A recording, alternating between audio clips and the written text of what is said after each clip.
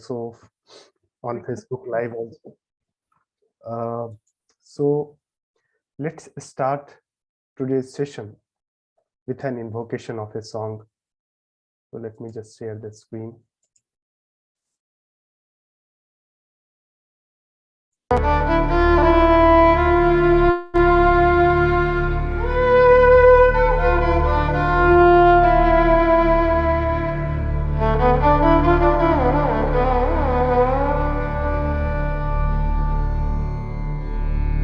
Ayam bandhuryam neti ganana lakhu chetasam udara charitanam tu vasudhaiva kutumbakam vasudhaiva kutumbakam vasudhaiva kutumbakam vasudhaiva kutumbakam.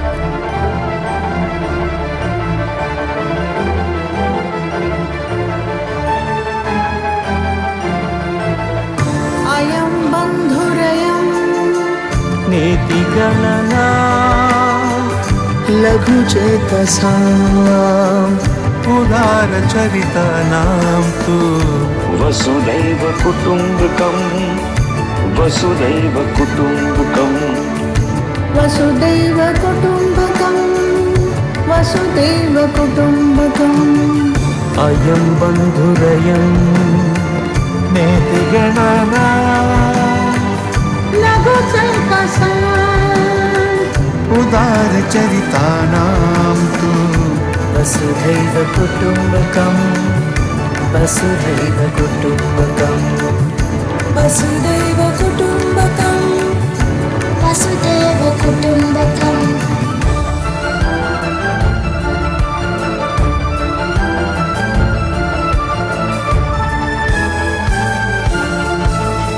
अयं बन्धुरयं नीति गणना लघु चेतसाम् उदार चरितानां तु वसुधैव कुटुम्बकं वसुधैव कुटुम्बकं वसुधैव कुटुम्बकं वसुधैव कुटुम्बकम् अयं बन्धुरयं नेति गणना लघु चैतसाम् उदार चरितानां तु वसुधैव कुटुम्बकं वसुधैव कुटुम्बकं वसुधैव कुटुम्बकं वसुधैव कुटुम्बकम्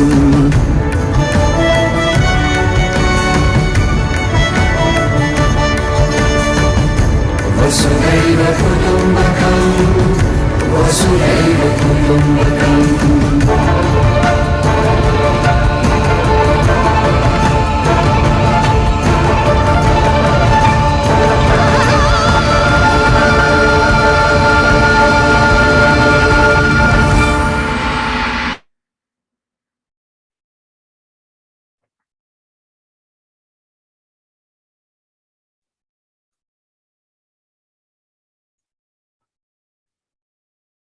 Thank you so much for your kind attention. I, Randhir Kumar Gautam. First of all, I would like to thank each one of you for joining this beautiful evening.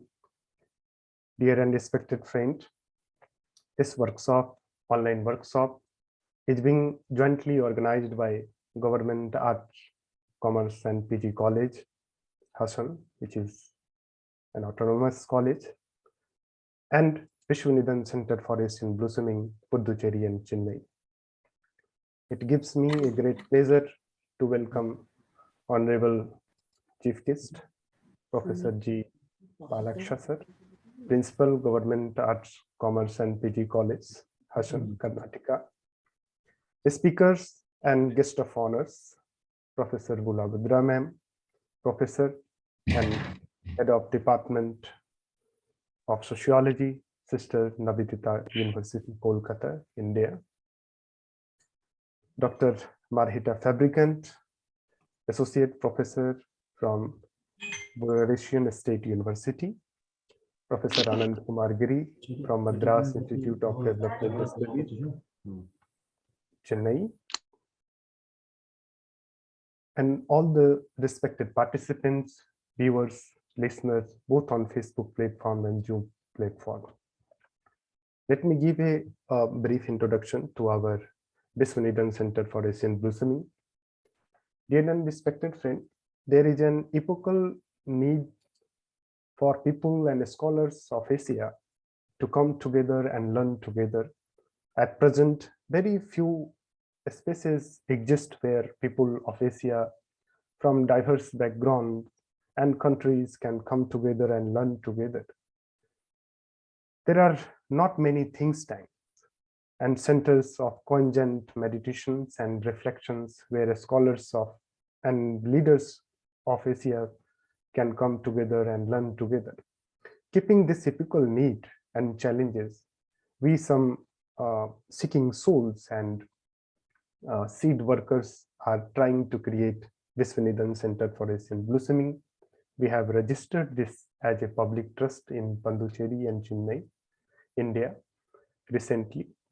And on behalf of this trust, we nurture many projects and activities in different institutions, universities in India, Asia, and abroad. We have different organs like Asian Institute of Advanced Studies, Asian Forum of Social Theory, Swadhyaya Chakra, Circle for Creative Co-Learning. Every Sunday, we organize webinars on different issues. So we are very happy that we are having the first collaboration with Government of Arts, Commerce and PG College on sociological theories. So first, I would like to invite our chief guest, Professor G. Palaksha sir, to kindly share his view. And then after, I would request Dr. Nivedita ji to moderate and the session. Yes, Professor G. Palaksha sir.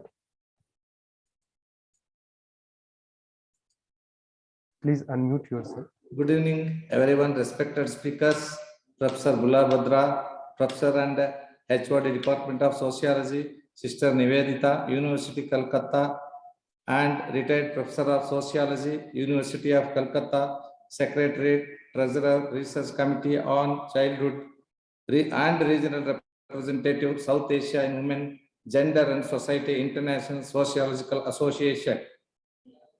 Dr. Marharyta, Fabrykant, leading research fellow at HSC University, Russia, and associate professor, Belarusian State University. Professor Anand Kumar Giri, professor at Madras Institute of Development Studies, Chennai, India. Conveners, Dr. Vanita, associate professor of Sociology, Government Arts, Commerce and Postgraduate College, and Mr. Andir Kumar Gautam, HOD, Raffles University, and participates from various parts of the world. Today is very auspicious day, and I feel very proud to inaugurate this workshop on understanding sociological theories. Hassan is situated in Karnataka. It is the land of diversity and great historical significance. Hassan is the heritage site of Hoysala dynasty, the land, marvelous and monolithic stone structure in Belur, Halebid, Shravanabelagula, Gout Arts, Commerce and Postgraduate College is committed to the quality education. The vision of the department-wise quality and equity implemented in true sense of term. Our institution is the education hub of Hassan. It has created the good academic ambience for the students.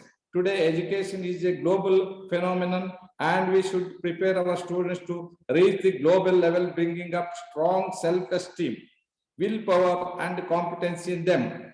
The Department of Sociology is providing education to rural and economically weaker students, and especially providing greater efforts to women empowerment. The postgraduate department at this college has a winning story since its emergence. The academic excellence of our postgraduate department faculty and their continuous effort is responsible for this remarkable achievement. The department has organized various national level seminar, state level seminar, and district level seminars to promote our students to present papers and participate in the seminars. We have strong faith that education is not just the collection of information, but an empowerment. We are committed to continuous hard work and discipline. Main motto of our postgraduate department is to create, educate, enlighten potential students. Hope this workshop is useful for all the participants, and I wish good luck to each and everyone. Thank you all for giving me this opportunity to inaugurate this workshop.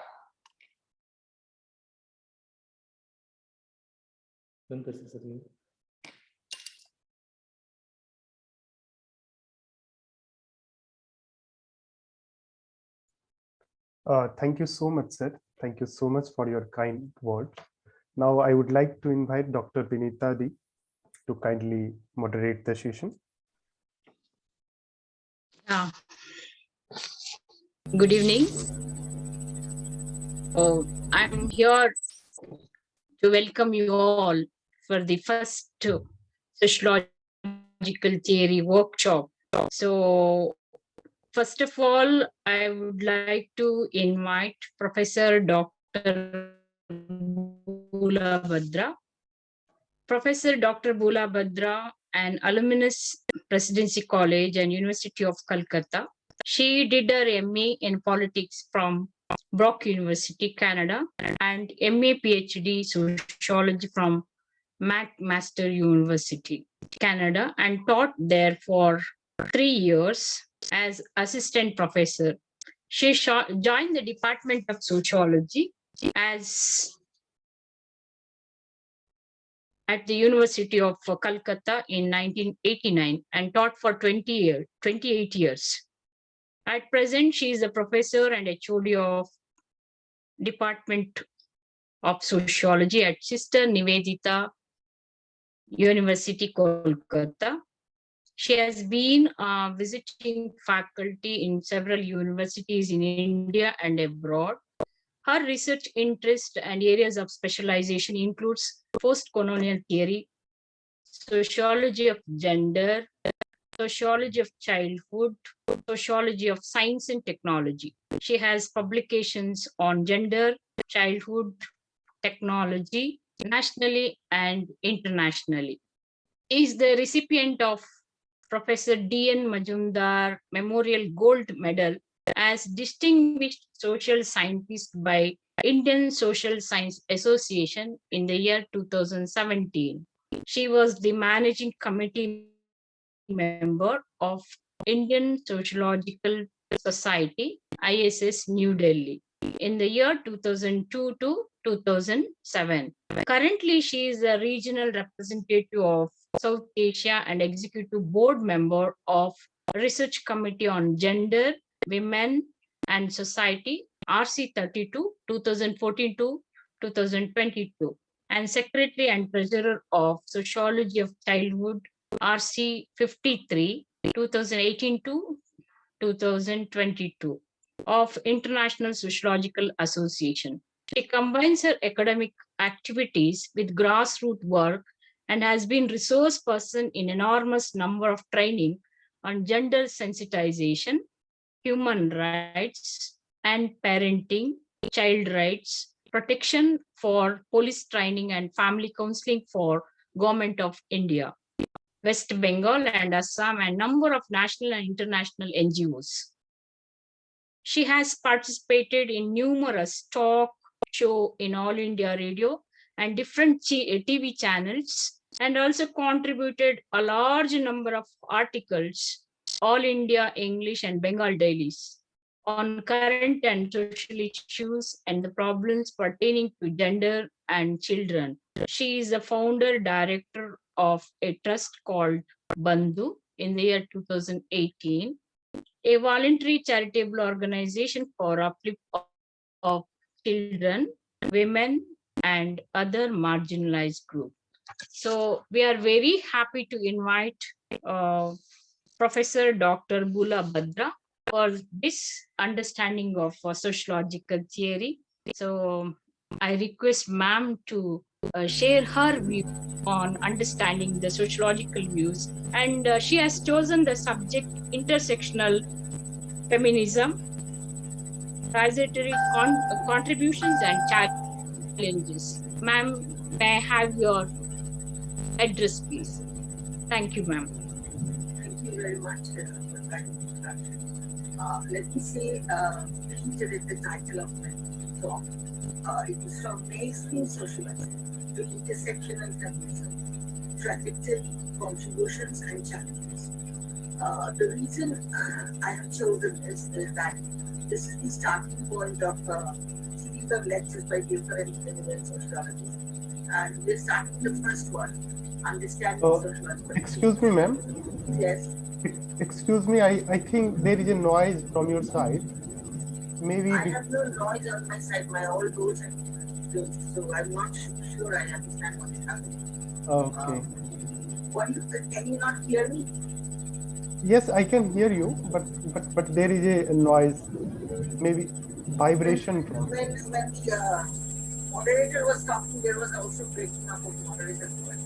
Okay, okay. Oh, okay, madam. Please carry on. Yeah. Please So carry if on. the participants cannot hear me, then I have full volume. Ask whether the Okay. participants can hear me. Yes, they can hear you. Please carry Okay, on. fine. Okay. I guess this would be an outside traffic server, which is showing as inside one. Let me just repeat the title because maybe I don't know whether anybody heard it. From mainstream sociology to intersectional feminism, trajectory, contributions, and challenges. As I was saying, the reason I chose this one is to share one aspect of sociological theory, which is a very important theory at this point of time.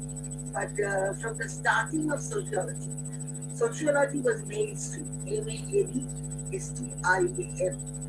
mainstream in the sense that sociology was not talking about women's concerns or women's issues. So I start with that very briefly, and then I show the trajectory of this journey, very in brief, because we don't have much time. But to make the point that when we started sociology, we were mainstream. We were based on men and boys. And at this point, 2022, we are actually landed in intersectional feminism. And what is the intersection feminism as opposed to mainstream sociology? What are its contributions and challenges? So I have to go a little quickly, but if it's too quick for the participant, please let me know. Stop me or raise your hand. So the major influential paradigm in sociology, which are taught as sociological theories in educational institutions, have ignored the women's experiences and the organization of gender. We have been studying and teaching only founding fathers of sociology, not founding mothers of sociology, and later are still not taught in almost 90% of colleges and universities globally. That means there is no founding mother so far of sociology recognized. So most beginning students of sociology know about August Comte, Karl Marx, Max Weber, Emile Durkheim, but not about Harriet Martineau, Ida Wells Barnett, Anna Julia Cooper, to name a few. So for example, we read, that's a very classical example, we read about Chicago School of Sociology. They're very important starting point of American sociology, but never probably we hear about the members of Chicago Women's School of Sociology who were prolifically providing social analysis published in American Journal of Sociology. Many of them were prominent public figures.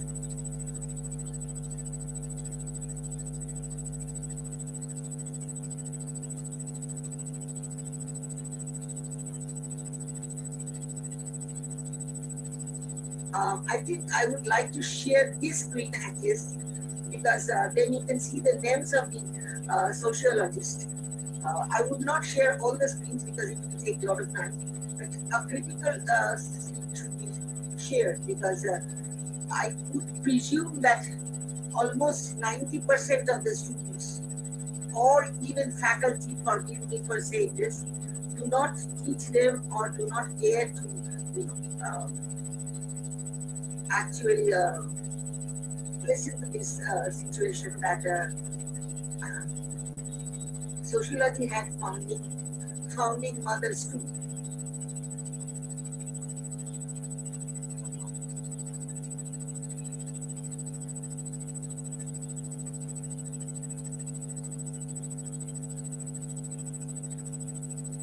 Yes, ma'am, you can share your screen. Yeah, I'm trying to. Let's see.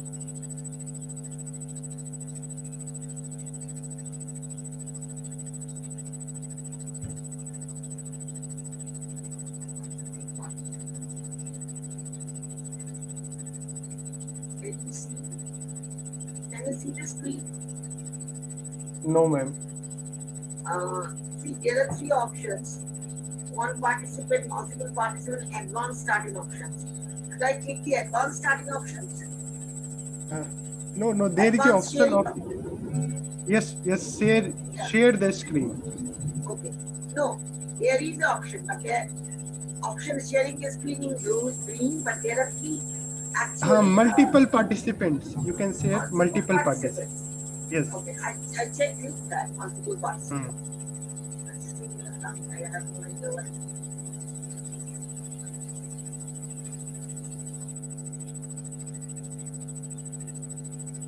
Good controls.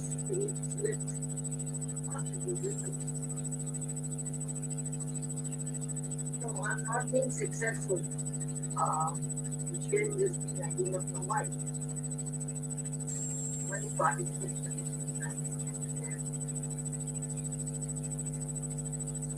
Oh, I know what is the situation.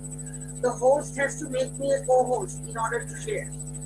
Zoom, you are co-host. You are co-host, ma'am. co-host because just now this came as you cannot share because you are not a co-host. Try again. Okay, I'm trying again. It's time, actually.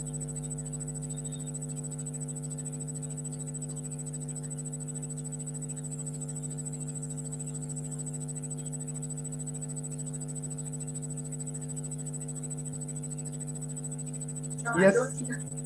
It is coming? Yes, it's coming. Okay, but I can't see it.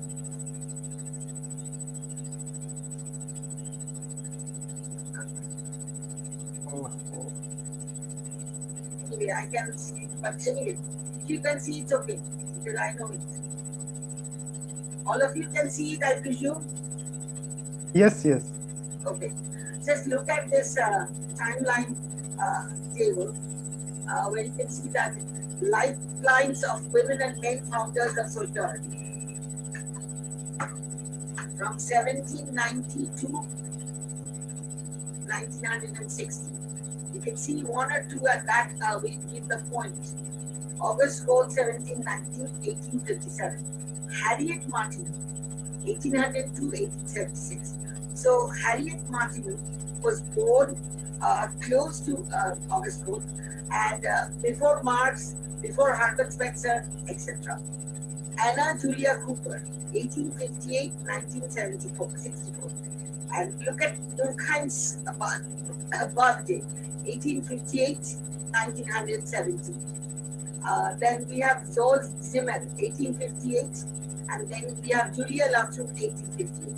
I think this is enough to understand that there were women who were doing sociologies, but they were never acknowledged for a long, long time. In fact, Harriet Martineau actually translated August Cole's so that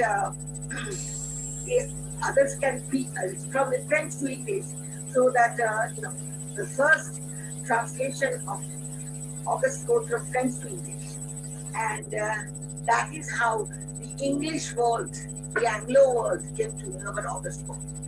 But as we simply forget that Derrida was translated by Gayatri Chakraborty Srivastava first of dermatology, and we know Derrida, but forget Gayatri Chakraborty Srivastava. So that happened also that nobody even knows. No sociology classes actually uttered the name of Harriet Martineau, and that Harriet Martineau did, really something which August Cole would have never known, never read for a long, long time. Now, feminist intervention started this way. I would say that mainstream sociology was going on. They were teaching, they were, doing everything what is possible in it. What in modernity is educational institutions. But at the same time, feminist intervention were going on through this mainstream position, which were not taught. So only those who are self-taught teachers, those who look for what to read and not, they only came to know. The first feminist interventions, starting with Olympia de Gaudiss, who was an advocate of women's rights, with her the Declaration of Rights of Women, 1791, and the Vindication of the Rights of Women with Scriptures on Political and Moral Subjects, 1792, written by Mary Wollstonecraft, the 18th century British feminist. And Harriet Martineau, by making sociology more accessible and relatable, was able to earn the title of Mother of Sociology, of course, not in her lifetime, but after the death. And she had a book on American society much before anybody. So, despite long-standing positions and criticism for mainstream orientation and bias, sociology remained a relatively male-dominated discipline, which has fundamental implications for its theories, methods, research, and orientation and approach. It's like saying this, and it's a very common example. Man is the hunter, having a counter thesis, women as gatherers. So if man doesn't hunt, nobody can eat meat, which is the animal protein required for primitive mankind. So obviously we were used to these vocabularies, and we were used to the situation that this is a man's world, and sociology is a man's discipline. Every female student tends to be taught mainstream sociology, and so are inducted into knowledge that plays a key role in justifying the relatively disadvantaged structural position of majority of women, and in perpetuating cultural imperialism of feminism. Similarly, what is presented as mainstream sociological research and theory tends to be that which male sociologists believe. Actually, as I said, 90%, probably more. Who has written? What has Harriet Martineau written? What has Julia Cooper written? And so on and so forth. Nobody reads, and I think more than 95% of universities do not read it. I know in Bengal only, I was in the syllabus committee, and I pushed Harriet Martineau. I don't know of any university in India which teaches these women sociologists. However, I would not place a very negative one in the 2022 because we are already in a negative ambience. And all science technologies have failed so far to restrict the so-called corona. But there has been some progress so far in the case of sociology. Sociologists can no longer afford to ignore sexual difference, a term used to refer to the difference between men and women as biological and social subjects. And there is not now some discussion within the discipline about the changes needed for its mainstream bias to be overcome. So there is a steady flow of books, journal articles, conference papers published by women writing from feminist perspectives in sociology, and most academic social science publishers nowadays have feminist, gender studies or women's studies book lists. But much sociological research is still continuing to focus on generality, which means men and boys. Generality means nothing, men and boys, and ignores women and girls to incorporate, but without modifying the theories that justify this status.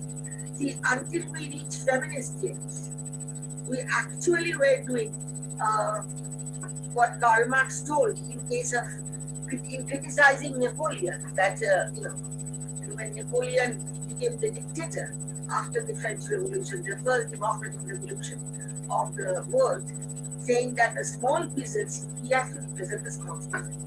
So in case of women sociologists or research on women, it sounded like they must be represented because they cannot represent themselves. Say it in Kumar, they cannot represent themselves, they must be represented. So women cannot represent themselves, they must be represented. So we have been hearing so far the half story in sociology. For a long time we have been hearing half story.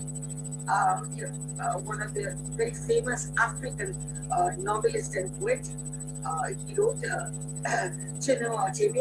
He wrote that until lions have their own historians, tales of the hunt shall always glorify the hunter. So until women had to say what women had to say as far as their situation is concerned, the story of men were everybody's story. It was not humankind, it was mankind. I think in academia we know this vocabularies, chairman, etc. So it took a long time, chairperson, and every time we go in a conference, we are told Mr. So-and-so. They are not expecting women to be conference.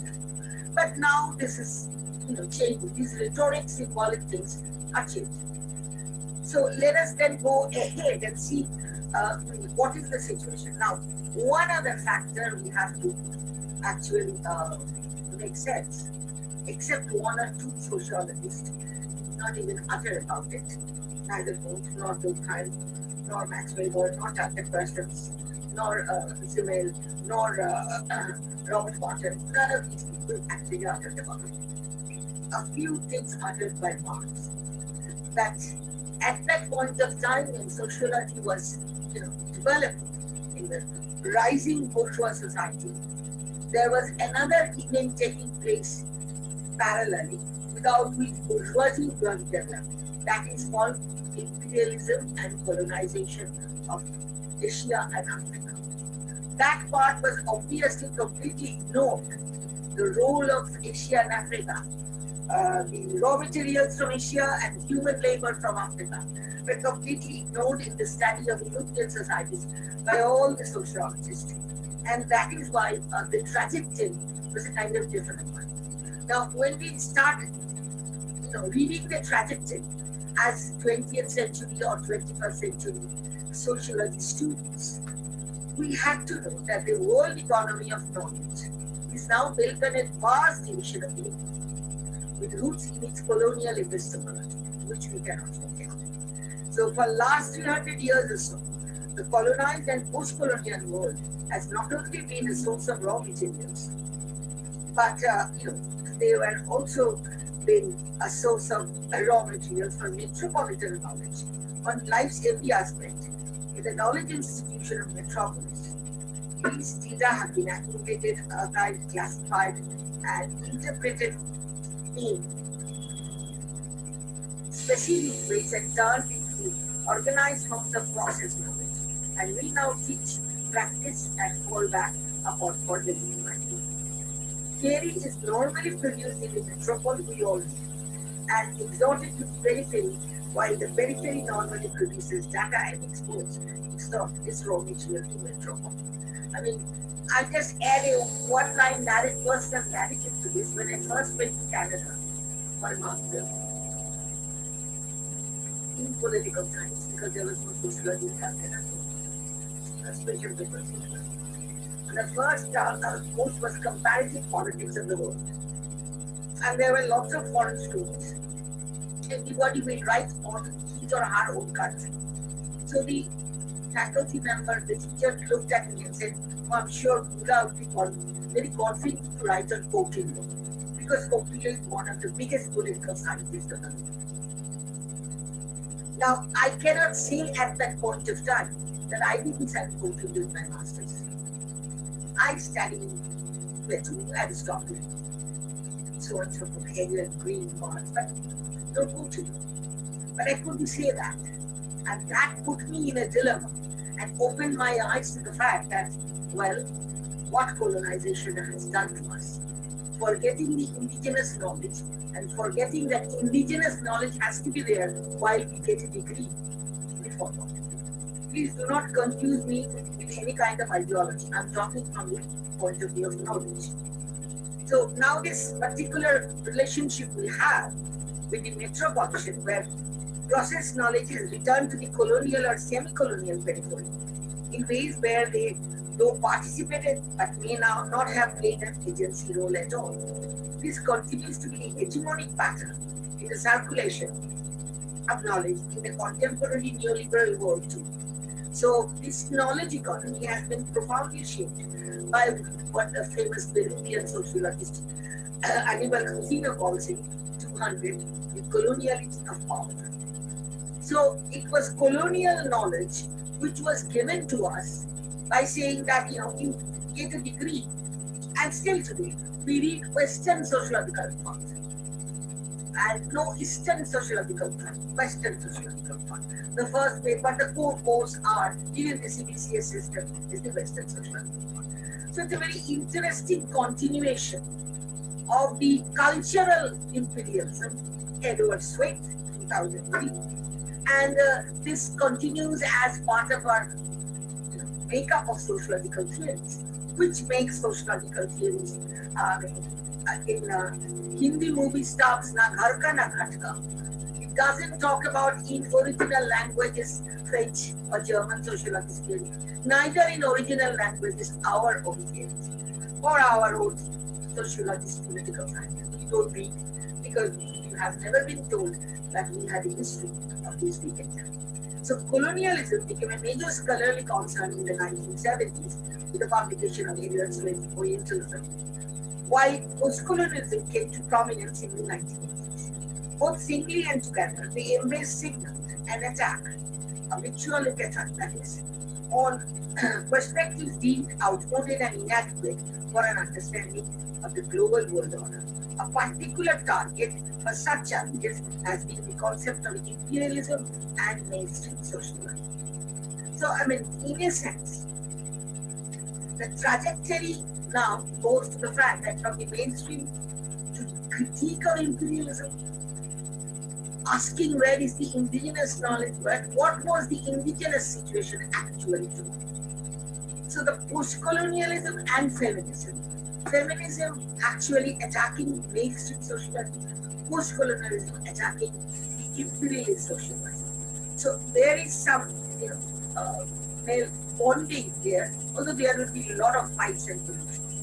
So feminism and post-colonial theory alike began with an attempt to simply invert prevailing hierarchies of gender, culture, race, and they have each progressively welcomed the post-structuralist invitation to refuse the binary opposition upon which patriarchal colonial authority constructed itself. So it is only in the last decade of the last century, that is last decade of the 20th century or so, that these two parallel projects have finally come together in what is at best a very volatile and strenuous relationship.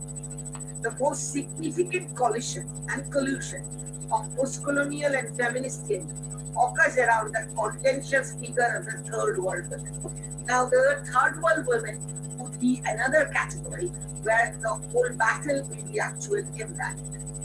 Now, some feminist post-colonial theory postulates the third world woman as victim par excellence, the forgotten casualty of both imperial ideology and native and foreign patriarchies. That means neither the nationalist struggle nor the British liberal British, so to speak, critique of imperialism of British rule in India. Nobody actually took up the forgotten women. So naturally, not even the white middle class feminism like 1967 movement, etc. So here comes one of the very big nail in the coffin of the mainstream imperialist sociological understanding. So what happens is that it is now impossible to ignore the feminist challenge to the gender blindness of anti-colonial nationalism, critiques and instructive in their disavowal of the much too eager coalition between post-colonial and feminist theories, in which each term serves to define the potential pietism of the other. So actually, it is becoming a sort of a, as I said, a nail or a headache for the sociologist to understand that, what should we teach? So there has been a sort of a debate, contested terrains, etc. At this point, let me ask, my voice is clear to all of us, all of you? Yes, madam, it is clear. But slightly low. I do not understand why. This is an enigma, like why we still teach and tell students to start with horoscope. That's kind of enigma. I cannot explain. So this trajectory, in the trajectory, I'll emphasize one or 2 points which are very important. In her women, native and other, Trinha Timinha firmly attributes the rise of third world women to the ideological tourism of Western liberal feminism.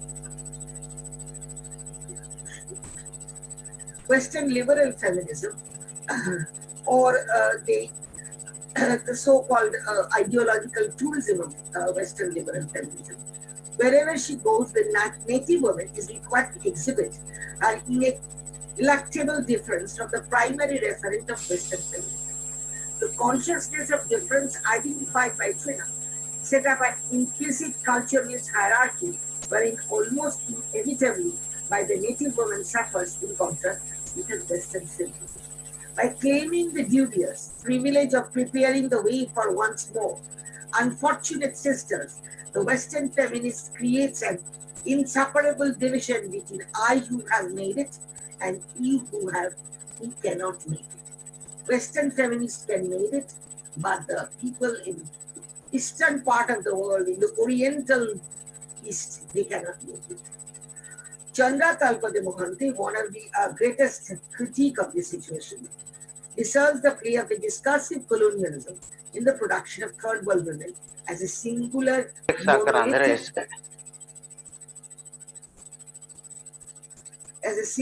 monolithic subject in some Western feminist texts. Talpada Mohanty said that colonialists, for 2 reasons, we have to understand them.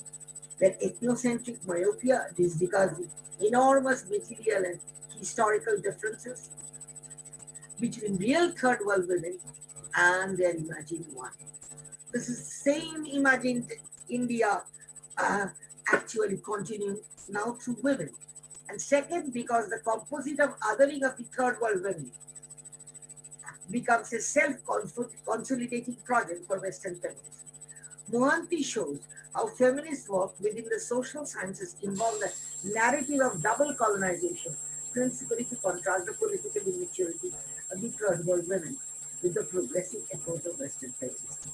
See, at some point of time through history, all of the Orient were considered with the Occident, East versus West, where East was stupid, vegetative, stagnant, irrational, and could not progress without being colonized. The similar kind of understanding is in feminism too. Unfortunately, the white middle class feminists did not think that the women in the third world are also capable of doing something. So the representation of the average third world women as ignorant, poor, uneducated, tradition-bound, domesticated, family-oriented, victimized, facilitates and privileges of the self-representation of Western women as educated, modern, having control over their own bodies and sexualities and the freedom to make their own decisions. So Mohanty defines colonialism as a relation of structural domination and a suppression of the heterogeneity of the subjects in question. So many Western feminists reduce the diverse heterogeneous piece of women in the third world, colonizing it by confining it to a homogeneous category for Western scholars to use. Now, this is the main difficulty in terms of position, which actually should be cured. Now, how can it be cured? This is a suggestion from, of course, the feminists themselves. This is the one I actually like to show in the sense that this is the answer. Apparently, so far, we have not been able to, make more things, but we have been able to say that, we are actually in the process of doing this. This one is very difficult.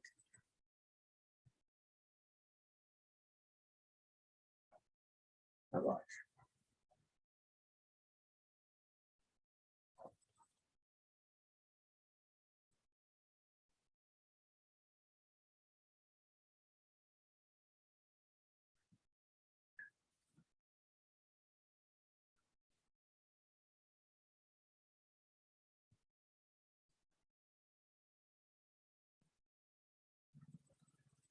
No, I think I give up on this because it will take too much of the time.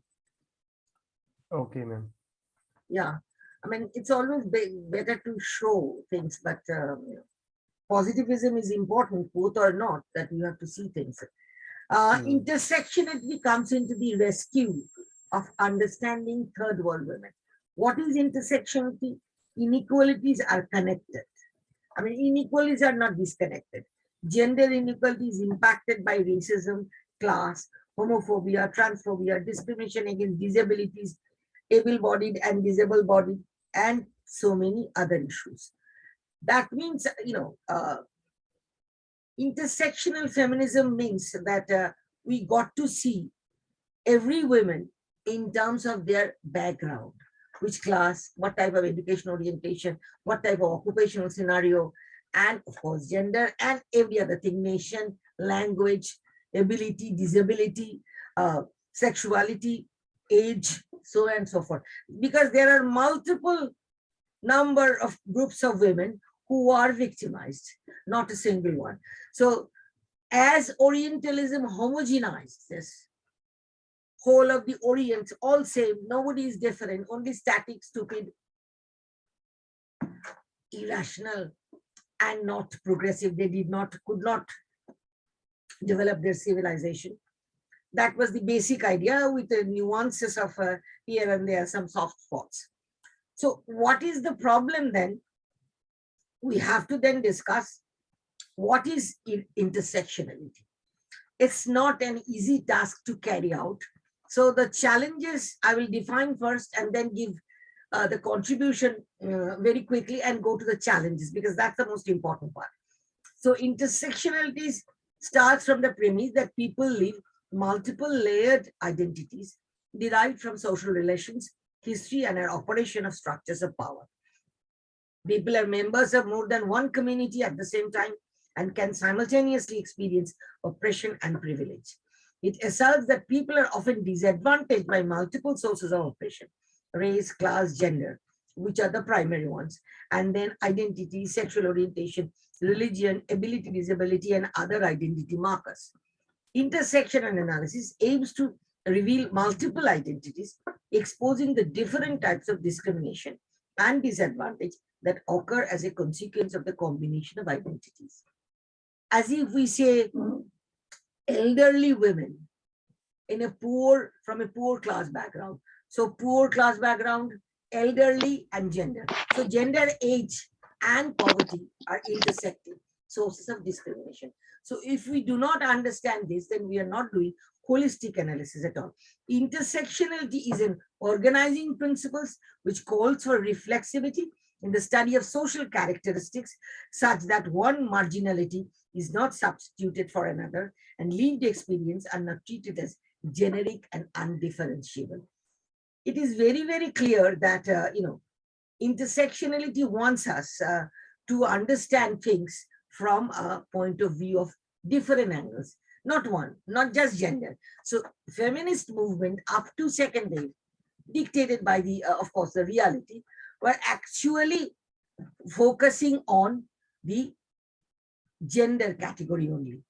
That way, the exploitation of a white middle class woman and the exploitation of a black working class woman cannot be seen living in the same country, United States of America. So naturally, this brought feminists that they are face to face, two groups of feminists and now face to face, intersectional feminism. So this is first coined by legal scholar Kimberly Crenshaw in 1989, and it is understood as a framework for understanding how social identities and the forces as factors I have already mentioned overlap with one another and with systems of power that oppressed and advantaged people almost everywhere. Intersectionality generally theoretical understanding of identity that are more complex than simply oppressor-oppressed binaries. For Crenshaw, intersectional feminism is a prism for seeing the way in which various forms of inequality often operate together and exacerbate with each other. So now this has actually won at the moment the arena of feminism simple feminism versus intersectional feminism. That means intersectional feminism includes diverse inequalities of the so-called third world women and differentiating. I mean, middle class, upper middle class university teacher cannot be construed as a construction unorganized female worker.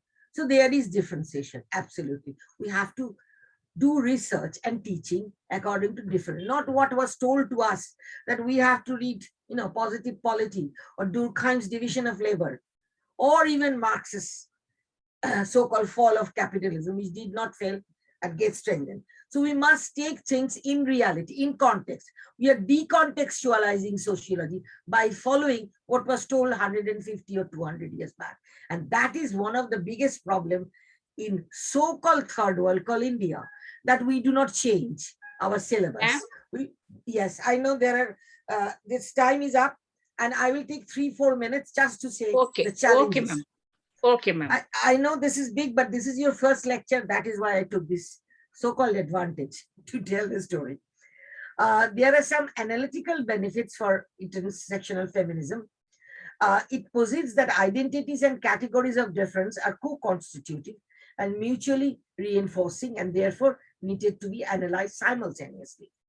So the second theoretical benefit would be intersectionality is arguably defining characteristics of research in the area, and complexity that arises when the subject of analysis explains to include multiple dimensions of social life and categories of analysis. The third contribution intersectionality posits for feminist theory is the irreducibility of the categories of difference. Intersectionality contends that both oppression and privilege is produced through the interaction of multiple co-constitutive and mutually reproducing axes of social division. As such, cannot be explained by process of accretion only, a process of addition, thereby reducing them to the sum of their parts. The final, arguably most significant asset intersectionality brings to feminist theory is directly attributable to the fact that it addressed the most pressing problem facing contemporary feminism. But this does not tell the story, or rather does not at all tell the story of the problems. So the challenges intersection, the first phase, I'll be very brief in it, how to define intersectionality for a research, because it has not yet developed a critical only one definition. So it suffers from a definitional dilemma, intersection. Is it a paradigm? Is it a theory? Is it a concept? What is it? So interdependent sets of concern that characterizes intersectionality has lots of different varieties. For example, intersection is only a field of study. Then you have intersectionality as an analytical category only. Then you have intersectionality as critical praxis, where the scholar activists actually combine both the activism and the scholarship, which is, we have always believed that it is actually, the ideal feminist position.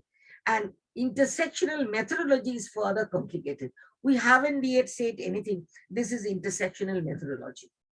We have gone up to mixed method, but not intersectional methodology. And that way, there are innumerable subject positions that can be studied, each marginal and marginalizing of others in a way that is continuously changing. See, I may be empowered in one instance, but it may not be empowered in another. And this how this continuous interaction between empowerment and disempowerment, if we put in the terms of vocabulary of empowerment, goes on in an intersectional way. So that's a difficult thing to study. And this particular absence of a specific methodology or a prescription, we might say, it becomes very difficult to use this paradigm theory or whatever we call it in terms of researches right at the beginning. Now, intersection, we also tend to ignore that a person may experience oppression, as I said, in one sphere, but be empowered by the same location in another context. So intersectional theorists are vocal opponents of additive models. The question of how to translate this critique into improved research method is yet unresolved. Now, I would like to finish the intersectional feminism, the challenges it faces. There are a lot of other challenges they faces. There is no doubt about it. But since, knowledge is not just a politically neutral position, intersectionally would do well to consider how epistemic oppression might play out against and within its own parameters when empirical work that claim to be using intersectionally fails to consider the epistemology of assumption of its own practice. Such work can be unwittingly uphold the same complex social inequalities and its aim to moderate it. Let me just give the last example. When women got the right to education, right to work, and right to vote, and right to say that women are persons too, right to property. What happened in the end is that there is a double burden and triple burden actually developed. You can show women in 5 cases or 5 spaces, public 5 spaces, that they are empowered and independent. Come back to the realm of home, they're the same old mother that who has to supervise the cooking, do the cooking, nurture your children, and also have a very strong workplace where it is a demanding one. So then intersectionality also fails in that way. How we will actually solve it, it is yet to be discussed. So despite its ubiquity, intersection as critical praxis remains underemphasized within intersection as the field of study and within scholarship that draws on intersectionality as an analytical strategy. So the conclusion, or rather the not concluded, instead of a conclusion, because it cannot be concluded. So what makes an analysis intersection is not its use of the term intersectionally, nor its being situated in a familiar genealogy, nor its drawing on its list of standard citation. Rather, what makes an analysis intersection is its adoption of an intersection way of thinking about the problem of sameness and difference and its relationship to power. Thank you very much. Very sorry I am late by 8 minutes.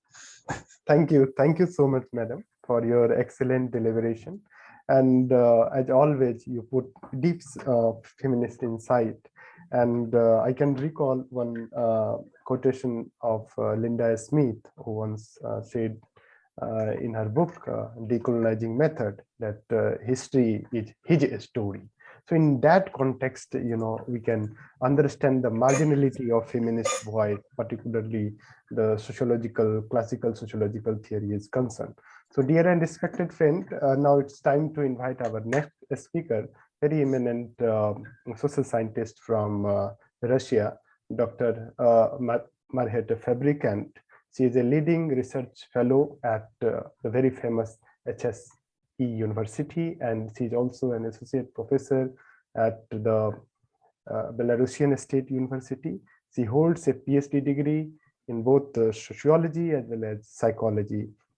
And she has written many important articles, particularly on identity issue, national identity issue. So I'm going to invite her, and her talk, the topic of her talk is Understanding Social Identity Theory from Social Belongingness to Social Trust. So madam, over to you. Thank you so much. Good morning, afternoon, evening, depending on where you are. I hope you can hear me clearly. Yes, ma'am. Great. So my talk will be by necessity relatively brief, and as our moderator has just said, is going to be dedicated to the reappraisal of the social identity theory in the contemporary sociology and other disciplines, because yes, I'm a social psychologist as well, so I have this double perspective. Now, to begin with, the social identity theory, it's rather curious, because in social sciences and humanities, we're used to having multiple perspectives on every issue that is of especially issues of general significance, and identity issues are most definitely of general significance. So when we discuss identity, we would expect to have multiple approaches and probably much more than one theory within every single approach. But interestingly enough, yes, we do have many perspectives of viewing identity, and we certainly have a great deal of methodological perspectives of tackling empirical research and empirical case studies of identity. But strangely enough, we also have their social identity theory.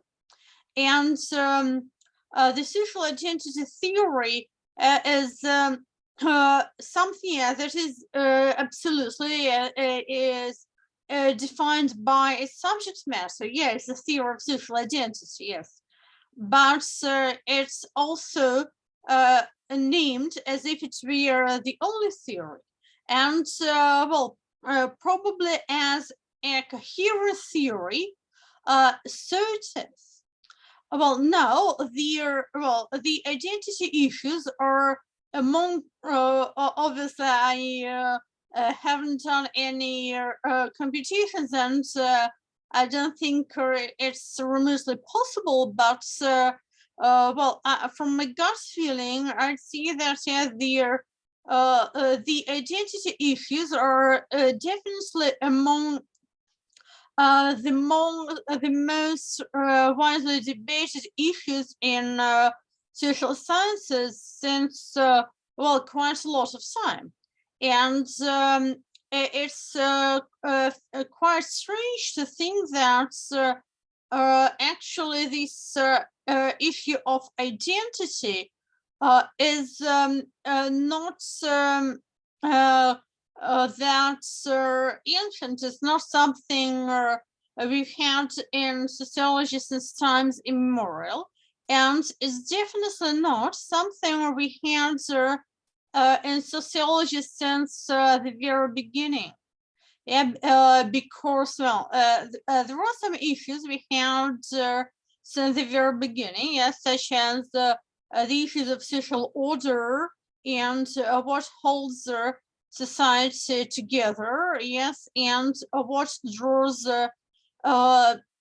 people apart, and they are probably the most profound question of all social theory is how can a society change without disintegrating? How can we change and simultaneously preserve a certain kind of social order, by keeping the society, the social fabric that sometimes seems rather fragile, especially as showed by the unfortunately still ongoing pandemic and the break up of many more convenient more habitual patterns of social interactions. Yes, we see that some other substitutes appear, but it's a debatable issue. So yeah, this question, how can we keep society together and keep it in some order while changing? That is something I personally would define as the utmost, the most important question of social theory, as in in a variety of disciplines. And it's not just a matter of social philosophy. Yes, it's a very practical issue that can be empirically studied, and an issue that has multiple implications. And by contrast, the whole identity debates started more than half a century after well, the contemporary social theory as we know it, yes, appears, namely in the mid 20th century, due to this very curious person, Erik Erikson, who, well, almost inadvertently came across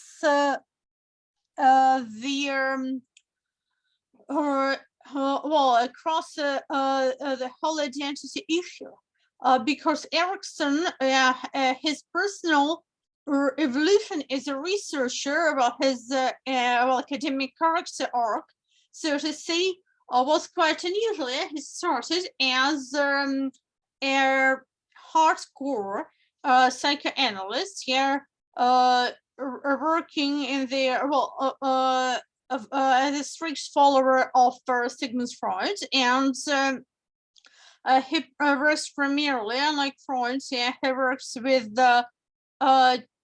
children and teenagers, and he was interested in childhood in particular, and also he was since he was a US psychologist in a time when the US society seemed relatively stable.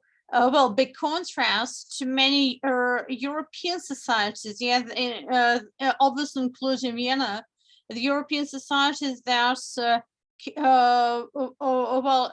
came through the two World Wars, and both of those wars were started in Europe, and due to some clashes initially within Europe, which definitely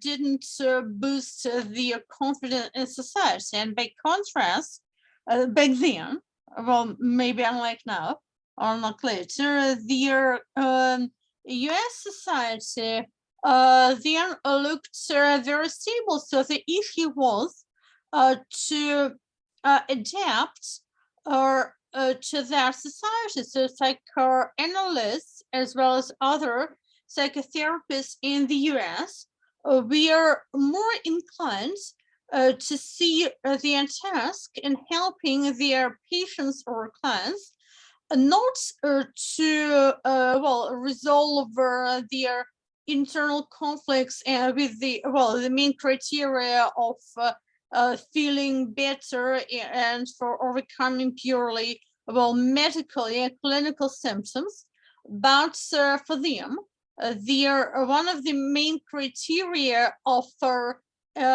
resolving the issue was their social adaptation. That is what, for example, Umberto Eco criticized the US adoption of psychoanalysis for, barely the substituted complicated paradigm view of personality and general human identity, what it means to be human. Basically substituted it with this picture of a good, well-adjusted member of society. This is one line of critique. There are some more arguments in favor of this critique, and also there can be some counter arguments, but we don't need to dwell on that more deeply now. What we're interested in is that Erikson, in his clinical work, found out that while Freud's patients mostly dealt with some clashes between, on the one hand, a very clear idea of what a person is, or what she or he believes himself to be, on the one hand, and some specific discordant memories, experiences, imageries, on the other hand. So basically it was an intrusion, an outsider within a complete picture of themselves. What Erikson saw was something quite different. He quite often he did not have to deal with the problem of struggling with some specific inhibitions and repressions and other kinds of defense, as with so much as with this issue of not having a definite idea of what to be what is there to be defended from intruders. Yeah, because we well, some kind of complex, some kind of imagery, some kind of a specific memory, some kind of impulse of wish, of drive, and so on, can only cause a disturbance when it runs contrary to the vision, the mental image of the self. And therefore, it is only the case when there is a relatively stable and quite clear picture of the self. And when, on the other hand, when there is no clear picture of one's own self, there all sorts of different issues arise. Yes, so according to the classical psychoanalysis, such people do not have to experience these problems, and to some extent they don't, but they experience a great deal of other problems. And so this question is, who exactly am I? And the question not necessarily in the deeper philosophical sense, yes, not what a human being in general is, yes, as these Kantian transcendental subjects, but I specifically, how, in what way am I different from others? What defines me? What does not define me? Which of my experiences are more important to what I am, and can I choose them, and how can I choose them? And as an individuality, yes, how do I stand? How do I relate to each other, to the other people? Yes, and to society and to groups within society. So those were the questions that worried many people whom Erikson encountered in his work, and that is why he came across, I was almost stumbled upon this issue of identity. Now, because he worked so much and he was interested so much with, in children and adolescents, for him, identity is, something we grow into and something we grow in ourselves. So for him, yes, there is a proper time period in life, very strictly defined, by the way, for every kind of issue, every kind of activity to be resolved properly. And if it remains unresolved, it means that it's going to be tackled with in a more complicated way later on. And it may affect future tasks, yeah, for later age periods and future choices to make. So that's how the whole identity issue came about. So according to Erikson, here again, this identity issue, in Erikson's view, integrates very nicely into yet another of their the important and pervasive motifs in social theory, namely the contrast between traditional and modern societies. Yeah, this whole issue of modernity, and well, a lot of historians of science believe that social sciences emerged precisely out of this modernization and out of this this systematic attempt to conceptualize modernity. Yes, now in this, as we see it now, it's our simplistic view. In traditional societies, according to those earlier theories, the identity issues are virtually non-existent. Yes, like in Durkheim's mechanical solidarity. Yes, when everybody is doing the same. Everybody is the same, so it's there is this initiation, right? Yes, so when a person becomes a member of society, well, there is only one way. Well, maybe gender depends on most societies, yes, of being an adult, fully fledged member of society. So there is no question of who I am and what I should do, and where I stand. Well, I stand where everybody else stands. But by contrast, here again, according to those earlier theories, modernity offers a rank of perspectives, yes, and the reason this opportunity of choice, and in the late modernity, we can not only choose from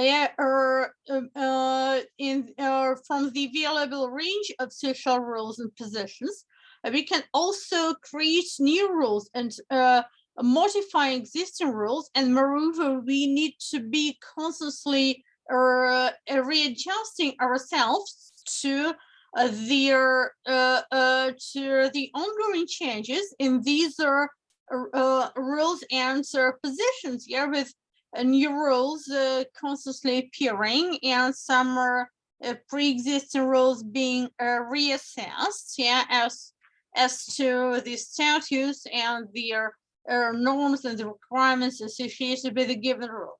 So hence, this issue of our identity, who I am, what should I choose, how can I choose, and the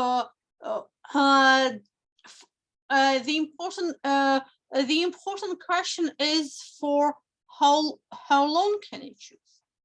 Yes, now I've most of my research I've done so far has been on national identity, and I love Ernest Gellner's metaphor that nowadays, in many countries, people can choose their identities, but they need to choose. Yes, it's natural to have a national identity. Yes, it's as natural as having, say, 2 ears or a nose. Yeah, as Gellner writes in his book Nationalism. So the same goes well for identity according to Erikson. So yes, we can choose. We are no longer tied to everybody being the same, and we are no longer tied to differences that are ascribed, yes, and not achieved. Yeah, yes, another famous motif from social theory. But the question is, we cannot choose not choosing, and here the whole lot of question arises. And now, according to Erikson, in modern societies, there is this period. There's one of Erikson's followers, Rosamund, called the period of moratorium, when the society expects a person in this age to try various options before finally selecting one of these options. And here, so for certain time, yeah, and that is what adolescence and probably now also early adulthood are there for. As before adolescence, well, generally we do not expect children to decide what place they want to occupy in society. We don't expect them to select their vocations, for example. Yes, and simply because they don't have enough resources. Yeah, they need to accumulate some knowledge. But then, yeah, there we expect people to actively collect this knowledge, including but not limited to firsthand or individual experience. And as a result, we expect people to eventually settle down in terms of finding their place in society. And that is where the social identity theory, as developed by Henry Tatchell in the late 1960s, early 1980s, takes over. Because, well, according, well, I said there, somewhat weak spot in Erikson theory is that if we do have such a period, then why does it last only, well, as long as it does? Can it be extended under certain circumstances? And Erikson himself was rather concerned with this question. And in his later works, he wrote that, okay, now, strangely enough, this whole issue of identity and this identity discourse became so popular that nowadays teenagers and young adults love this term identity crisis as a very convenient, near universal excuse for basically anything. Yes, so what's the matter with you? Well, I'm going through an identity crisis here. I'm trying to choose from all these multiple options.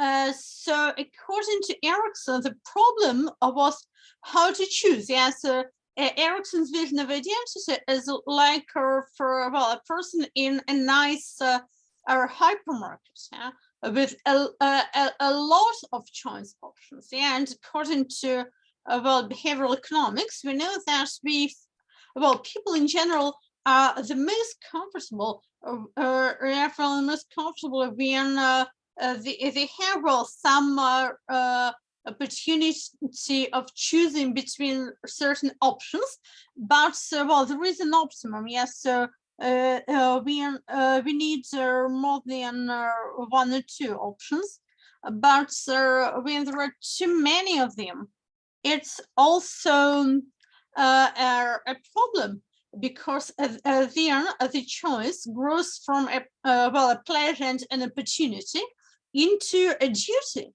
When yeah, so when I as a social scientist, I really like observing, well, in their supermarkets where I often shop, there is a huge variety of many goods, especially well, some non-necessary goods which are more or less equivalent, and there are no not many well, strong preferences, and where new products appear all the time. For example, yogurts. So I really like observing people standing in front of this huge selection of all kinds of yogurts and trying to make a decision. It's a nice illustration of this identity crisis, well, in a small and very well metaphorical scale, obviously. So yes, but according to Erikson, as long as the person is trying out various identities, this person is potentially well, a source of problem. If this identity crisis lasts too long, lasts well beyond adolescence, then this person can become a potentially a problem to society. Obviously, this person, here again, according to Erikson's theory, is going to be rather uncomfortable themselves. But according to Erikson, as soon as this person does make a choice, well, everything is all right. So well, this person may be more or less, or most likely, well, moderately successful in well, choosing sphere. But what matters is that everybody has found some place and integrated into society. But strangely enough, what is not usually discussed is how close this view, yes, of social psychologists trained as well as clinicists, as psychoanalysts, how close how closely it comes to, well, a naive implicit view of society that is very close to first generation structural functionalism. Yes, so the issue that some identities, well, basically there's some yogurts on this shelf may clash with each other. Yeah, so they do not just stand nicely put there side by side. Yeah, they may contradict each other. And it's not usually the case with yogurts, but it's quite often the case with their identities. And that is exactly where Tashful's social identity theory takes over. So according to Tashful, their problems with their well, with the identity issue do not end when a person makes a choice. They just begin when a person makes a choice. Yes, because as well, I believe many of you remember, Tashful conducted those experiments where their participants who, well, have never met each other before, yeah, who were just selected for no other reason that they happened to agree to take part in an experiment and to be randomly divided into two groups according to some very well, really very unimportant and very artificial criteria, as such as how many points were they able to count in a pointillist painting, or things like that, or presence or absence of a certain color in clothes or was not. And even then, when those people were imposed, in fact, yes, in this highly artificial situation of lab experiments, yes, so rather were imposed a certain identity. Yes, so now I belong to a group that of people who counted the odd number of points in this pointillist painting vis-a-vis that other group where people counted an even number, and in a short time it was impossible to count it accurately in any way. And besides, well, come on, who cares? Yeah, so even then, in that artificial situation, with no previous history of these identities, and with everything created on the spot and on the spur of the moment, even then, as soon as this social categorization was done, people were found to be inclined to giving some privilege to their in-group, even though in no way could they expect something in return. Yes, so they were asked, well, in care of kids, they were asked to distribute some candy between all their participants, and the way they distributed candy was not to be disclosed to any other participants. Only to it was only known to the researcher who conducted the experiments, and well, to this person or her himself. So it was not the case of repeated interactions, like in game theory, and it was not the case of making arrangements. So I give you more candy if you also give me more candy. No, but even then, in the vast majority of participants were inclined to give more candy to their in-group members. And their conclusions apparently are quite pessimistic. Yes, according to Erickson, we can choose, but which identity of the available options to have, but we have to choose. We cannot live forever without an identity. And according to Tashwell, as soon as we do choose an identity, well, basically we are stuck with it. And so a person with an identity in Tashwell's experience demonstrates a certain kind of behavior, basically in-group favoritism and the complementing out-group discrimination for no personal reasons, just because they are not us. Yeah. Yes, and originally much of the subsequent debates was about overcoming these negative consequences while preserving the positive consequences of an identity, of having a clear vision of ourselves and a clear vision of social reality. Yes.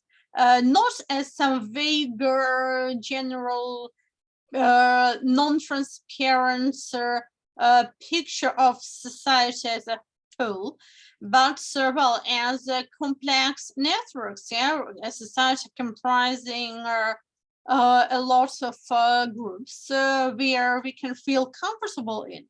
Yes, we can hardly feel comfortable in a huge and anonymous and very impersonal society as a whole.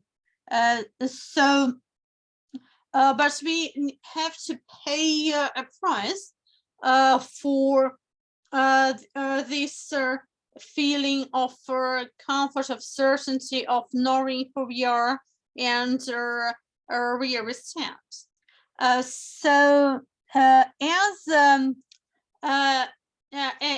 as a result, quite a lot of research based on this theory was done along the lines of minimizing this in-group favoritism while preserving the sense of belonging and the cognitive instruments of identification.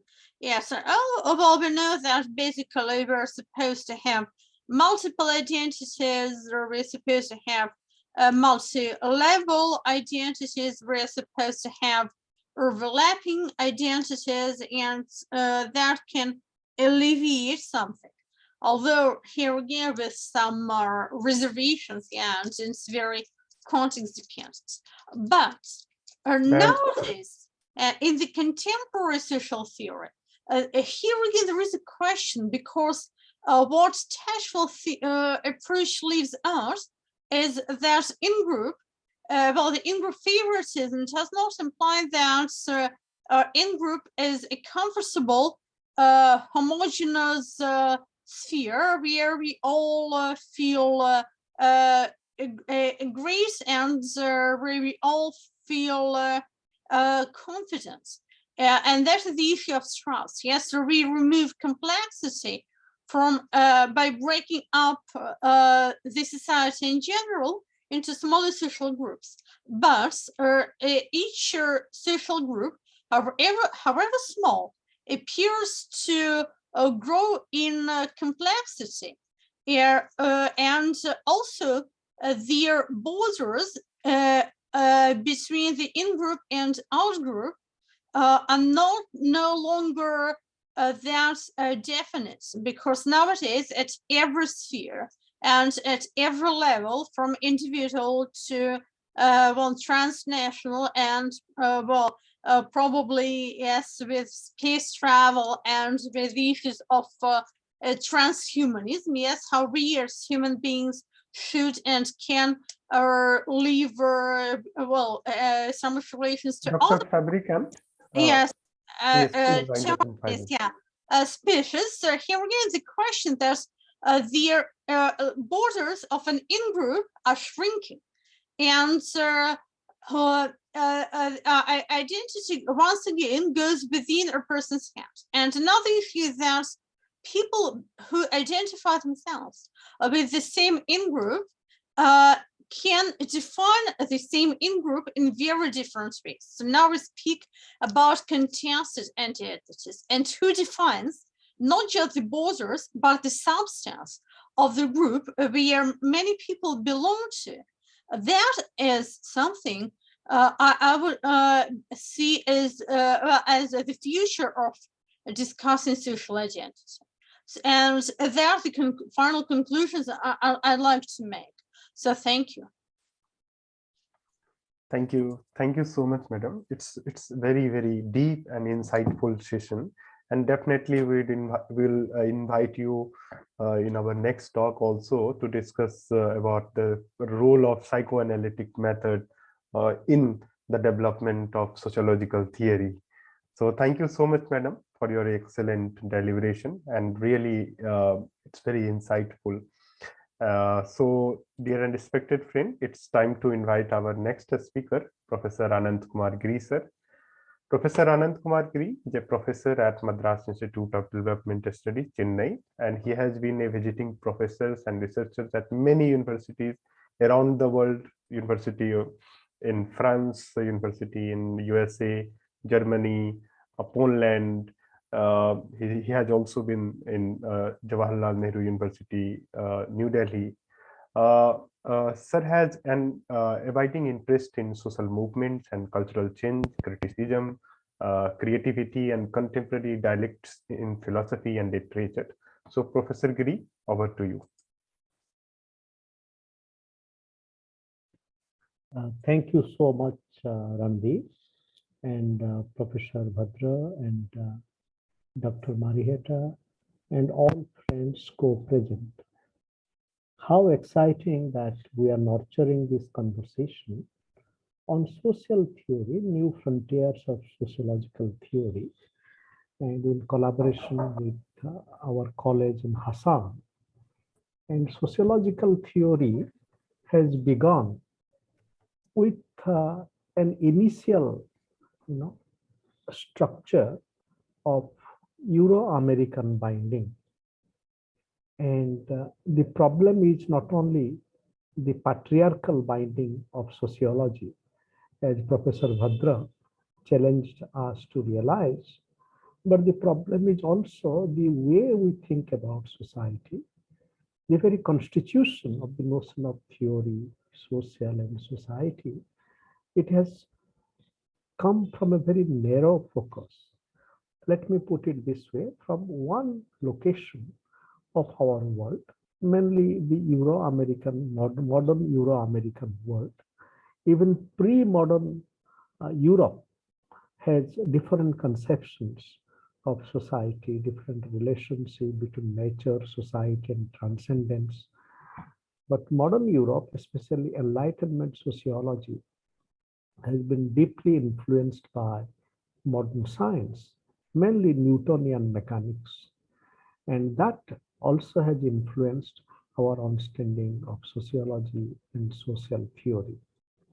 So in my presentation, I wish to bring the challenge of trans-civilizational dialogue that is confronted with theorizing society, social theory. Because in the name of globalization, globalization has been a unilateral spread of one particular view of the world. And as Ulrich Beck, who also comes from Germany, many years ago, he commented about the NATO-like firepower of sociology. And that, in post-war Europe, we have NATO, and then post-war sociology also has NATO-like power, and it is spreading all over the world. And that power is spreading like fire. And as it is spreading, it is burning many bushes, many roots of thinking. So with this, I would like to, come to the issue of social theory and ASEAN dialogues, cultivating planetary conversations. And let me share my screen. Where is the share screen? Yes, I see it here.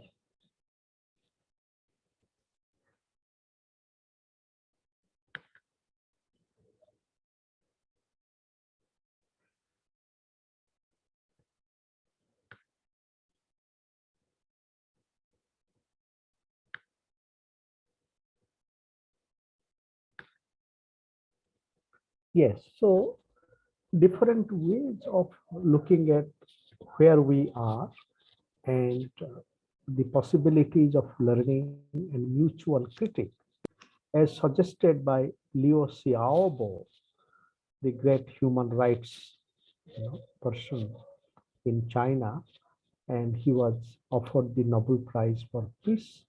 But when the prize was presented, there was an empty chair in Stockholm or Oslo because the Chinese authorities didn't allow him to come and receive the prize.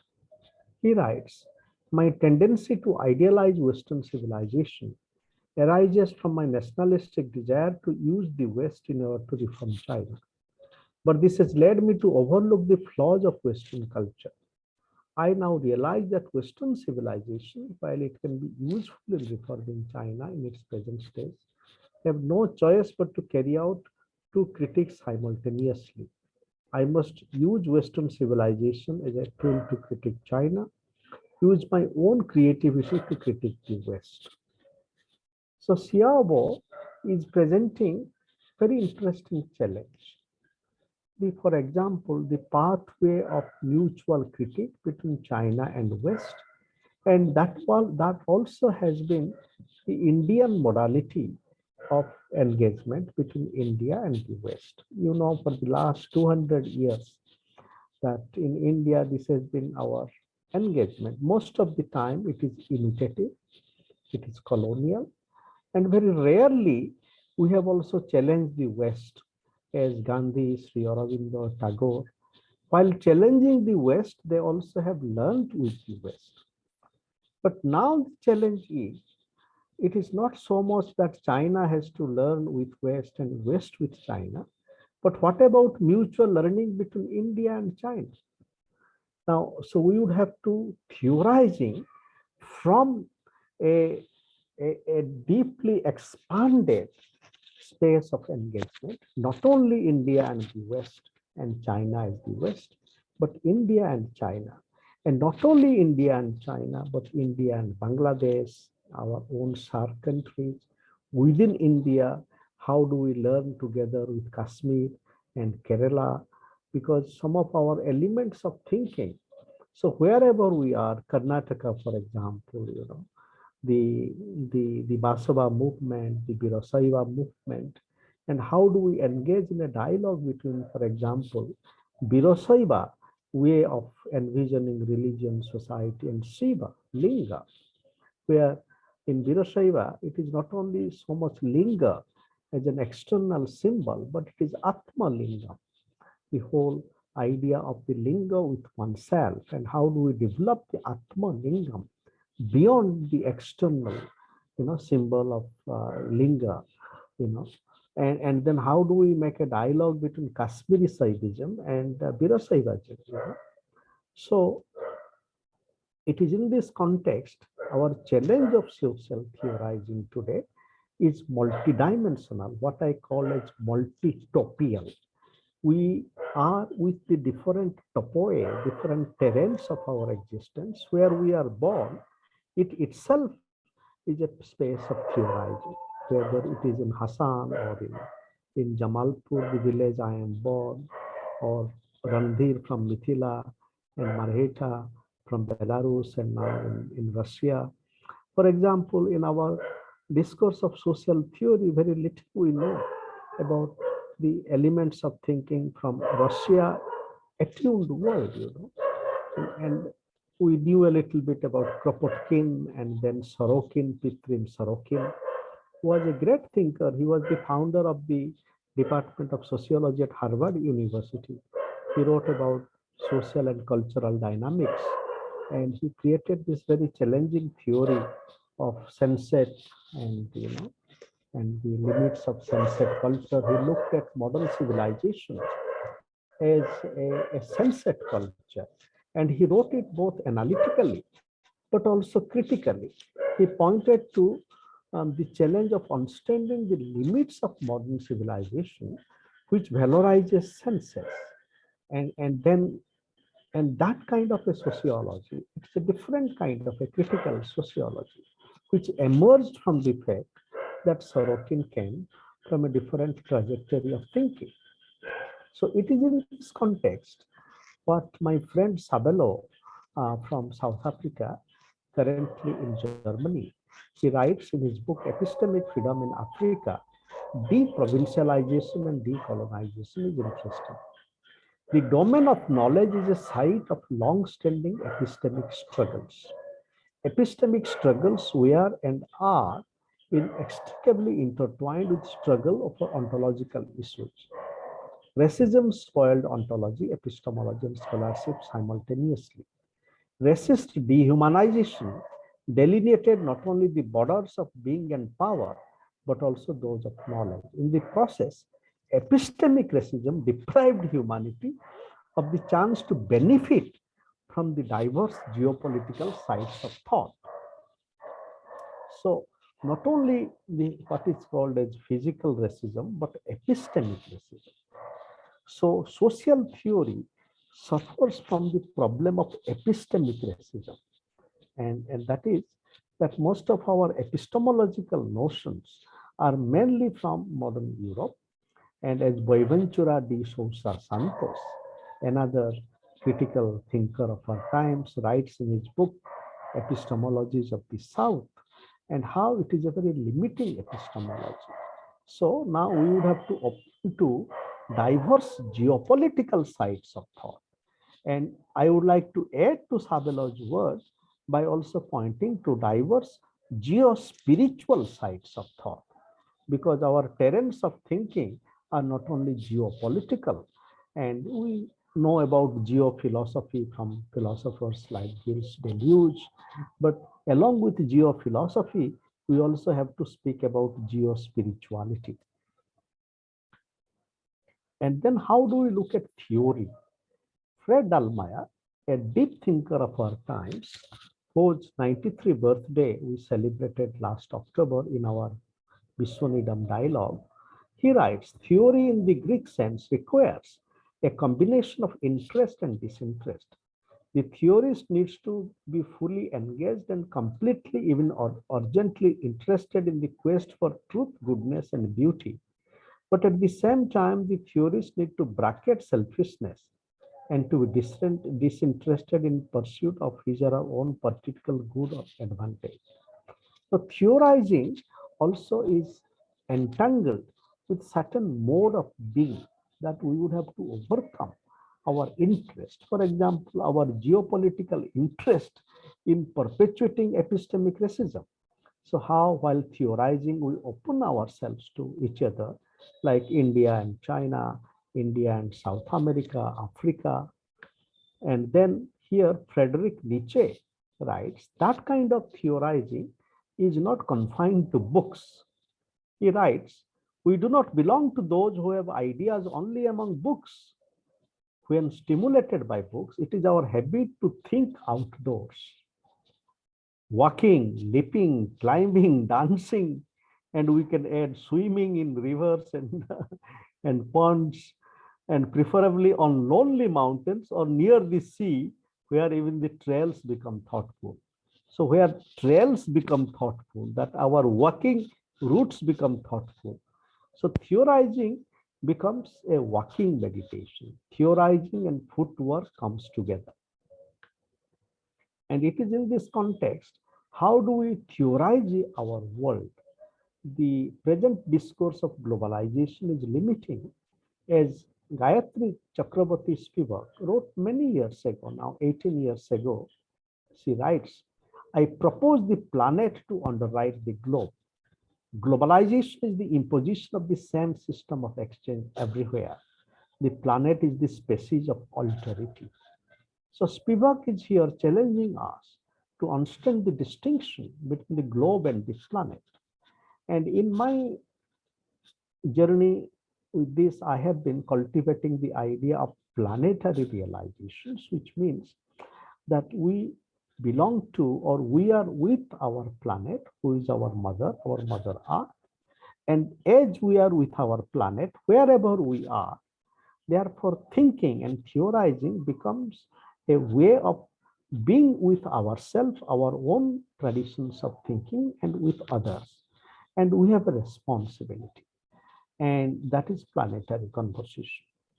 And this idea is getting developed in many other thinkers also. Bruno Latour talks about globalization plus and globalization minus.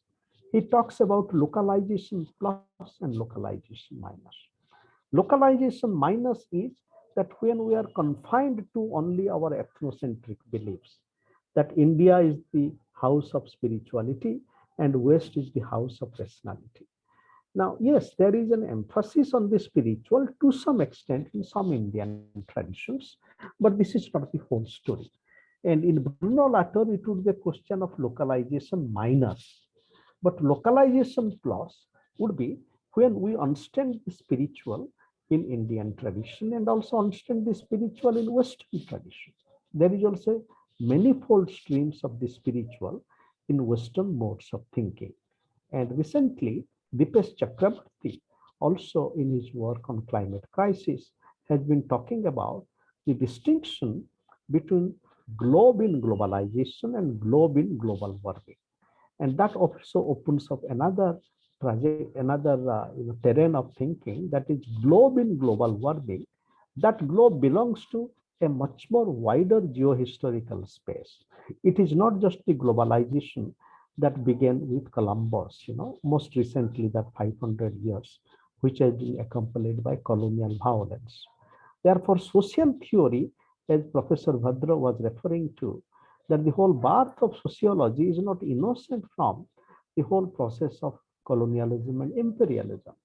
Today, as we do social theorizing, especially coming from locations like India and China, and that overcoming that colonial violence and exploring ways social theory can become a journey of non-violence and ahimsa.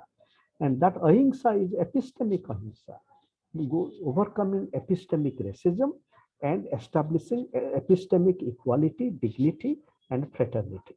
And for that, in social theory, we need to have dialogue between India and China, India and West, India and America, China and Thailand, so on and so forth.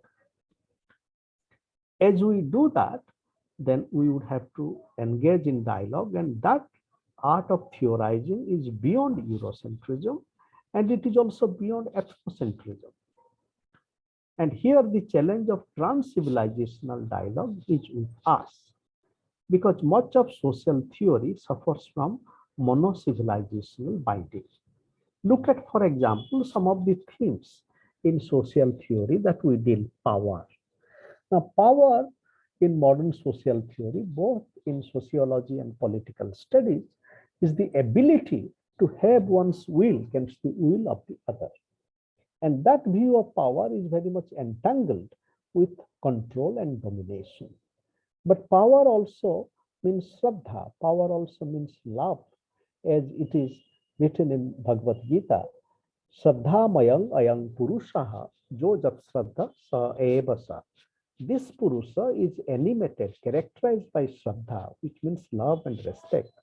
And what a person is, not how much power one has, but the nature of his or her Shraddha. Now, dear friend, think about, now in sociology, we take for granted, starting from Weber up to Foucault and Habermas, the primacy of power. But if we enter into trans-civilizational dialogue, for example, bring this perspective from Bhagavad Gita, we realize the significance of Shraddha also as a constitutive element of self, person, culture, society. And this insight is not only limited to our Bhagavad Gita. This insight has as much heuristic value as power insight. And today, we need to have a festival of dialogues of these presuppositions, rather than just one-sidedly emphasize the primacy of power to the exclusion of Shraddha. But as we enter into this dialogue from the Indic side, we must also remember that there is a power dimension. For example, how love constrains power, and how the idea of love in Indian spirituality, if it does not transfer the sociological structure of power, then it also becomes limited. Similarly, power and suffering. Now, uncontrolled power creates suffering. But according to Buddha, suffering is part of the human condition. That does not mean that we would have to accept it, but we would have to acknowledge it in order to transform it.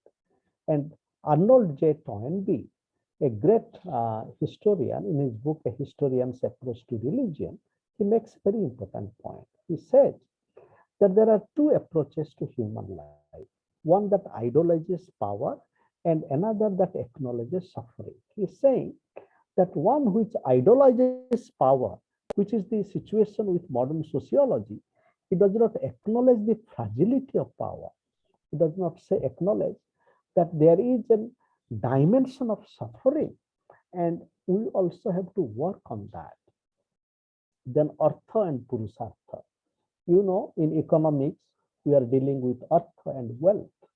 But from a trans-civilizational dialogue, and I am now writing a paper on transdisciplinarity and trans-civilizational dialogue, I'm just in the midst of this. And there I am writing that Artha, wealth in modern economics, when we bring it into dialogue with Purusartha, we view that human excellence consisting of dharma, artha, kama, moksha, dharma, right conduct, right thinking, artha, wealth, and that wealth also is not just material wealth, but spiritual wealth. There is both material wealth and spiritual wealth, as there is material poverty and spiritual poverty. And then Loka Sangraha is the idea from Bhagavad Gita that when we come together, it creates conditions of well-being. Similarly, in Chinese thought, there is the idea of Tianxia, which means we are all under heaven, and the notion of public sphere. Now, let us bring these themes in dialogue with each other. So, social theory and Asian dialogue is not only, it's a dialogue with Asia, but Asia and modern European social theory. For example, the theory of public sphere, most notably from Habermas for the last 60, 70 years. Now that public sphere suffers from the primacy of the public and the political. And as Rameshwar Roy, as Randhir is from Mithila, the great scholar, the son of Mithila, who is a worldwide deep political and social thinker, in his book, Beyond Ego's Domain, he writes that the problem with this view of politics is that it does not realize that the need for self-preparation to enter into the political space. Therefore, the need for the ego to become egoless so that we can enter into the public sphere. And moving on, I also want to bring this challenge of the dialogues by going to the two predicaments of society. One is sociocentrism and another is self-centrism or soul-centrism. Dayakrishna, the great philosopher, around 60 years ago, he offered this idea that there are two approaches to society. One is sociocentric, which gives primacy to the societal, which corresponds to the primacy to the political. Because in modern sociology, society is a derivative of state, isn't it? But that is not the question in all societies. In Indian tradition, society is not a derivative of state. And therefore, Gandhi challenged us to understand the limits of state. Because while he was challenging that, he was challenging us to understand different kinds of community, which has its, of course, own configuration of power, but that is not the state power. So sociocentric approach to society, which is different from what Dayakrishna calls an Atman-centric approach to society, which gives the primacy to the soul. And both have their own limitations. One can look at, for example, modern sociology is sociocentric, the Judeo-Christian approach to some extent, and the Islamic approach to some extent is sociocentric, as the Confucian approach. Because in Confucianism, there is a primacy of the self, of the relationship. But when we come to Buddhism, there is the emphasis on not only self, but also anatta, no self. While Dayakrishna talks about the sociocentric and the Atman-centric, in my work, I am also bringing the anatta perspective or the no self perspective. Therefore, to understand society and self, we need to bring these three perspectives. And as we bring the anatta perspective or no self perspective, that has very interesting resonance with recent developments in philosophy and social theory like deconstruction and postmodernism. Many of the ideas of Derrida, it says that we are not any bounded self. Also in the works of political thinkers like Chantal Mouffe and Ernesto Laclau, that how we are all incomplete. We are not just complete. So then when it comes to another idea of dialogue, for example, Sri Aurobindo poses this in a different way. He's saying that no matter, to quote him, in the relationship between the individual and the group, the constant tendency of nature appears as the strife between two equally deep-rooted human tendency, individualism and collectivism. On one side is the engrossing authority of the state, on the other, the distinctive freedom of the individual man. So he's saying that neither the state idea nor the person idea is adequate, because we would have to evolve to a way of thinking and organization where the state idea would not suffocate the person idea, and while the person idea would not be too bound within itself as to forget her responsibility to society and state. And the whole idea of self is also very interesting. And here I draw upon the work of Soren Brier, a respected friend of mine from Denmark, and who in this paragraph makes very interesting conversation between Peirce Mead model of semiotic self and Charles Sanders Peirce, George Herbert Mead. And so I'm not going into the details here. But another interesting idea of self and individualism is that in Asian countries, self is always not located as one point. Self is part of a relationship. The whole individualistic notion of self is not in many Asian traditions. Therefore, in Japan, self is conceptualized as a rice field. So that idea of the self corresponds to the idea of the trans individual, and that trans individual in individual is consisted of nature and divine, and not only self and society. John Clemmer, in his study of Sulak Sivarakya, a thinker from Thailand, he makes this point that if for Louis Dumont, individualism is at the root of the rise of modern society, for Sulak Sivarakya, a thinker from the Buddhist tradition in Thailand, it is the trans individualism. And to understand that, we can look at this point. I am a pig. When self is saying, I am a pig, but I am not only a pig, I am also a plane seeking embrace. Experience of the pig is not confined only to the pig, it is there in all planes of life, circles of relationships. Then I want to quickly bring another dimension to this conversation, is that age in Confucianism, there is a primacy on the relational and the societal.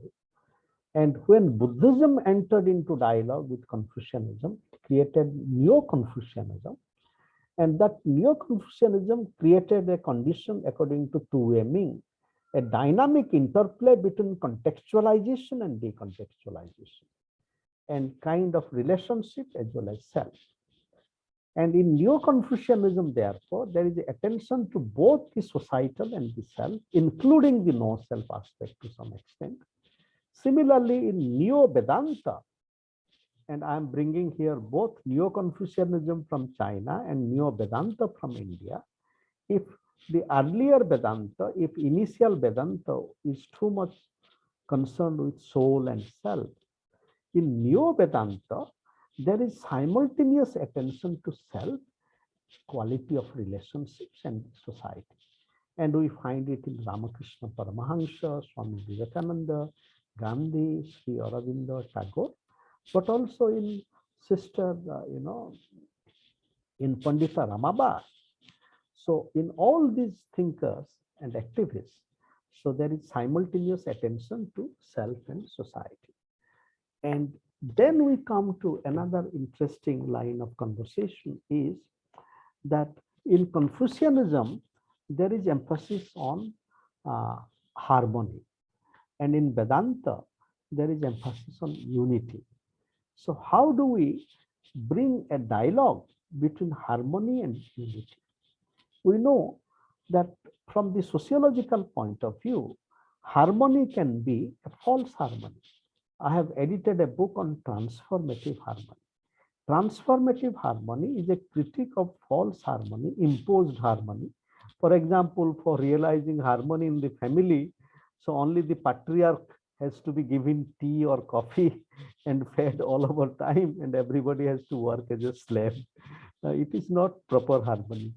So similarly, unity, in the name of unity, we would have to kill everybody. Sri Aurobindo is saying, why should we have that unity? So both harmony and unity are also part of a transformative process. And it is a process. And it is also a process of what can be called as meditative verbs of co-realizations and transformations.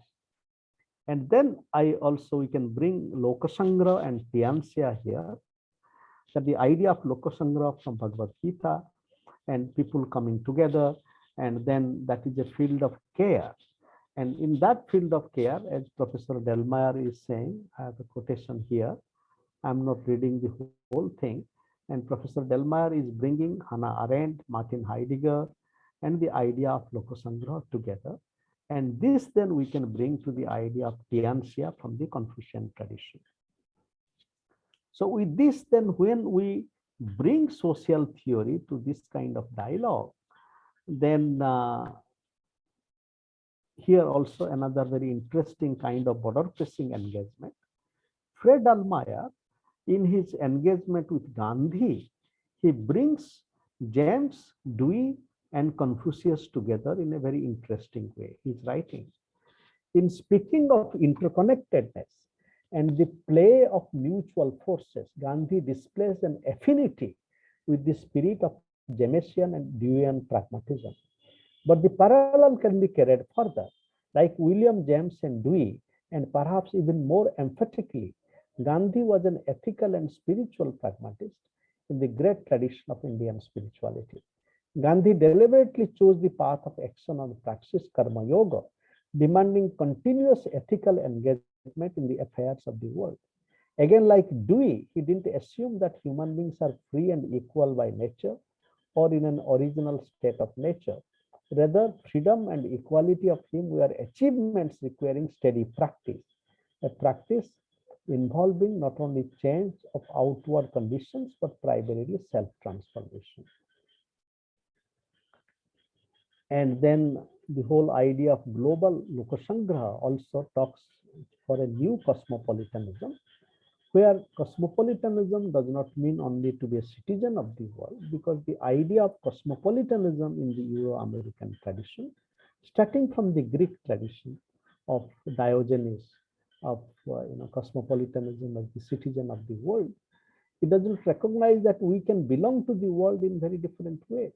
Citizenship is a limiting condition. It is not only now, not only citizens and refugees, but also from the beginning. In Greek, polis, P-O-L-I-S, police and police, P-O-L-I-C, we are connected.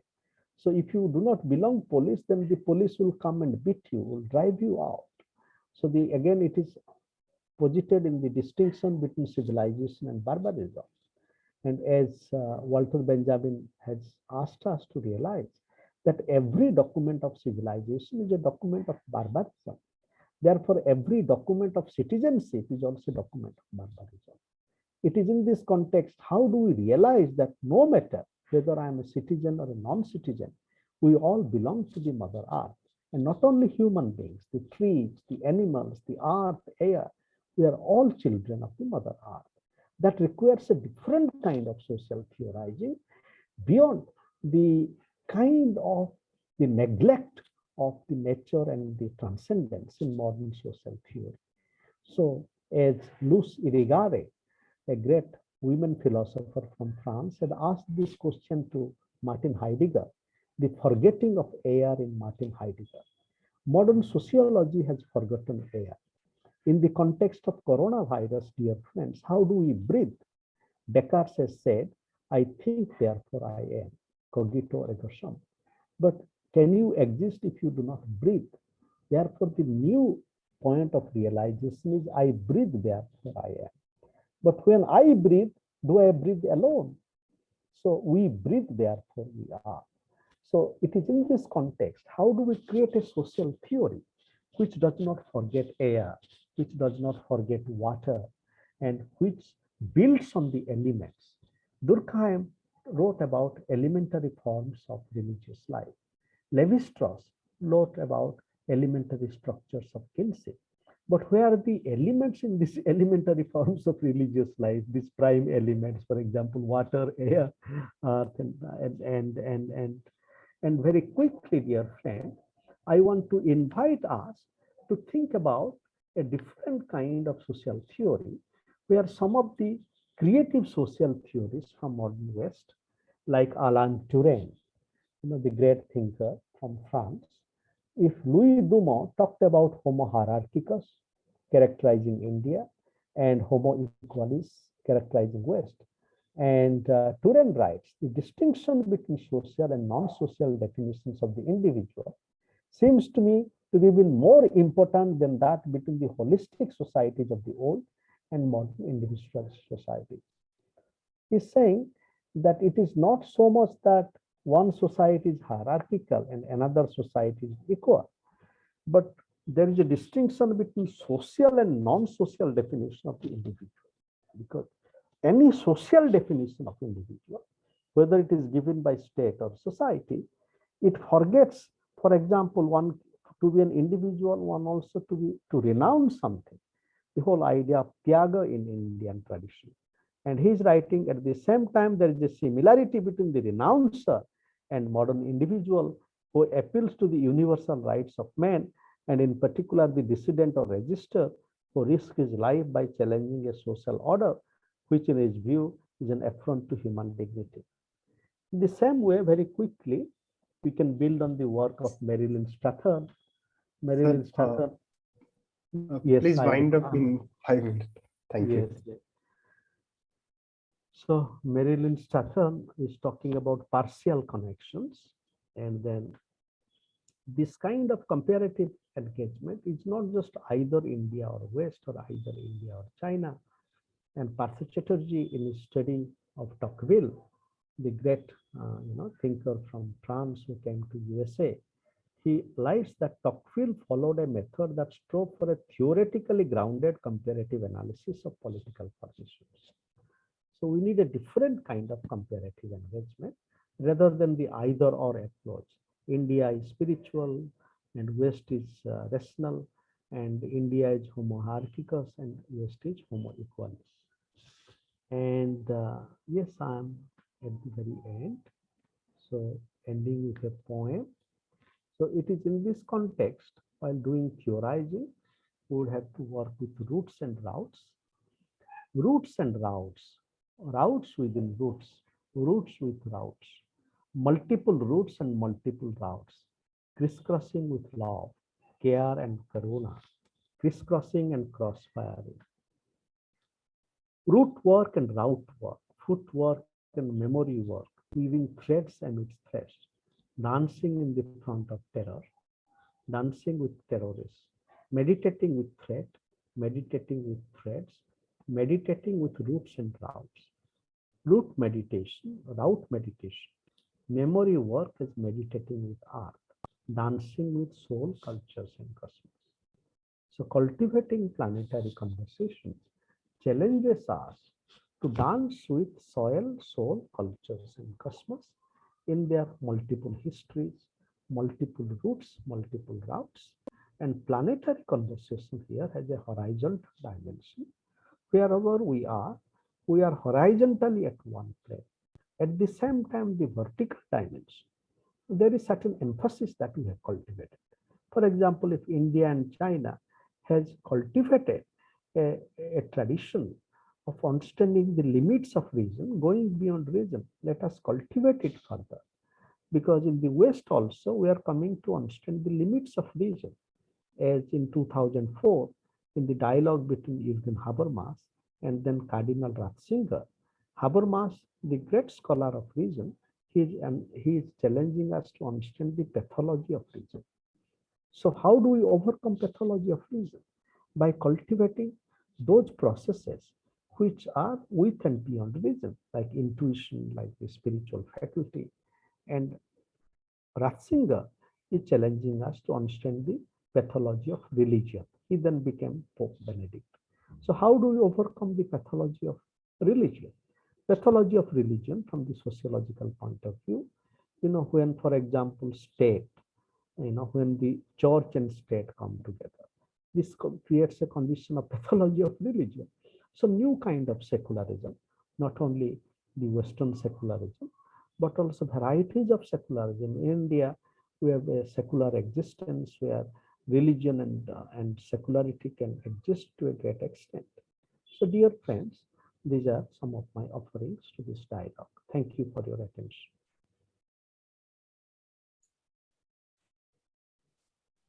Thank you, Professor Giri. As always, very enlightening. And now it's time to invite our discussant. So dear and respected friend, we are running out of the time, but we have to ask our discussant to raise some questions. So first, I would like to invite Professor Gyan Gului. Yes, I'm Yes. audible. Yes, you are audible. Because I have unfortunately some problems with my computer, and so I remained without contacts for more or less 30 minutes. You cannot see me because in this computer, it's the old computer, I have no camera. I am sorry, but well, it was an accident. And well, I thank you very much. It was wonderful. If I am not mistaken, because I began to have some problems with my computer at the very beginning of the relations, Professor Bhadra said something about Mary Wollstonecraft, who is an author whom I am studying in this period too. And well, I think it is very interesting because I have the impression that perhaps due to the way of expression of Mary Wollstonecraft, that Mary Wollstonecraft is a little bit undervalued also in the dimension of sociological studies. That is, we have, of course, very many studies, analysis, investigations, inquiries as regards Mary Wollstonecraft's work and thought and way of thinking and Mary Wollstonecraft's work in literature, but we have not so much, in my opinion, very many studies, at least not as I think Mary Wollstonecraft would actually deserve, as regards his sociological position, because behind and at the basis and the foundation of her educational thoughts, there are precise criticisms of the sociology of the society of her own times. That is, so to speak, education is a question of mind and of mind orientation, but mind orientation is not something neutral. That is, it is not something which you have independently of the structure of the society and of the direction which the dominant groups want that the society has, but on the contrary, education is directly dependent on the structure of society and of the interests of the of the dominant groups, on the, now we would say, of the hegemonical groups, that is, of the groups in the society which have the cultural hegemony. So if you want to change the society, so let's us change the mind of the society. This, let's us change the education, because education is the point which decides everything. But I think that Mary Wollstonecraft makes throughout her criticism of the education for women, and this education for women actually should be, because it is not a form of education, it is a form of a diseducation of women. It is a question of criticism of the underlying criticism of the old society, which wants this kind of diseducation. And it is also a kind of substitution of a model of marriage, for instance, of a model of fellowship, marriage as fellowship between husband and wife, model of relation between boys and girls in schools, and modes also of, how can you say, mode of organization of the society in which women can have a way of independent earning, possibility of working, for instance. And then she speaks also of the question of political rights and of vote in some notes of the works. Of course, it is always very difficult to follow, in my opinion, Mary Wollstonecraft, because she says 100 thoughts in a sentence, and so you have to, so to speak, to decode, to decodify all that is actually in her thoughts. She's, in my opinion, very synthetical.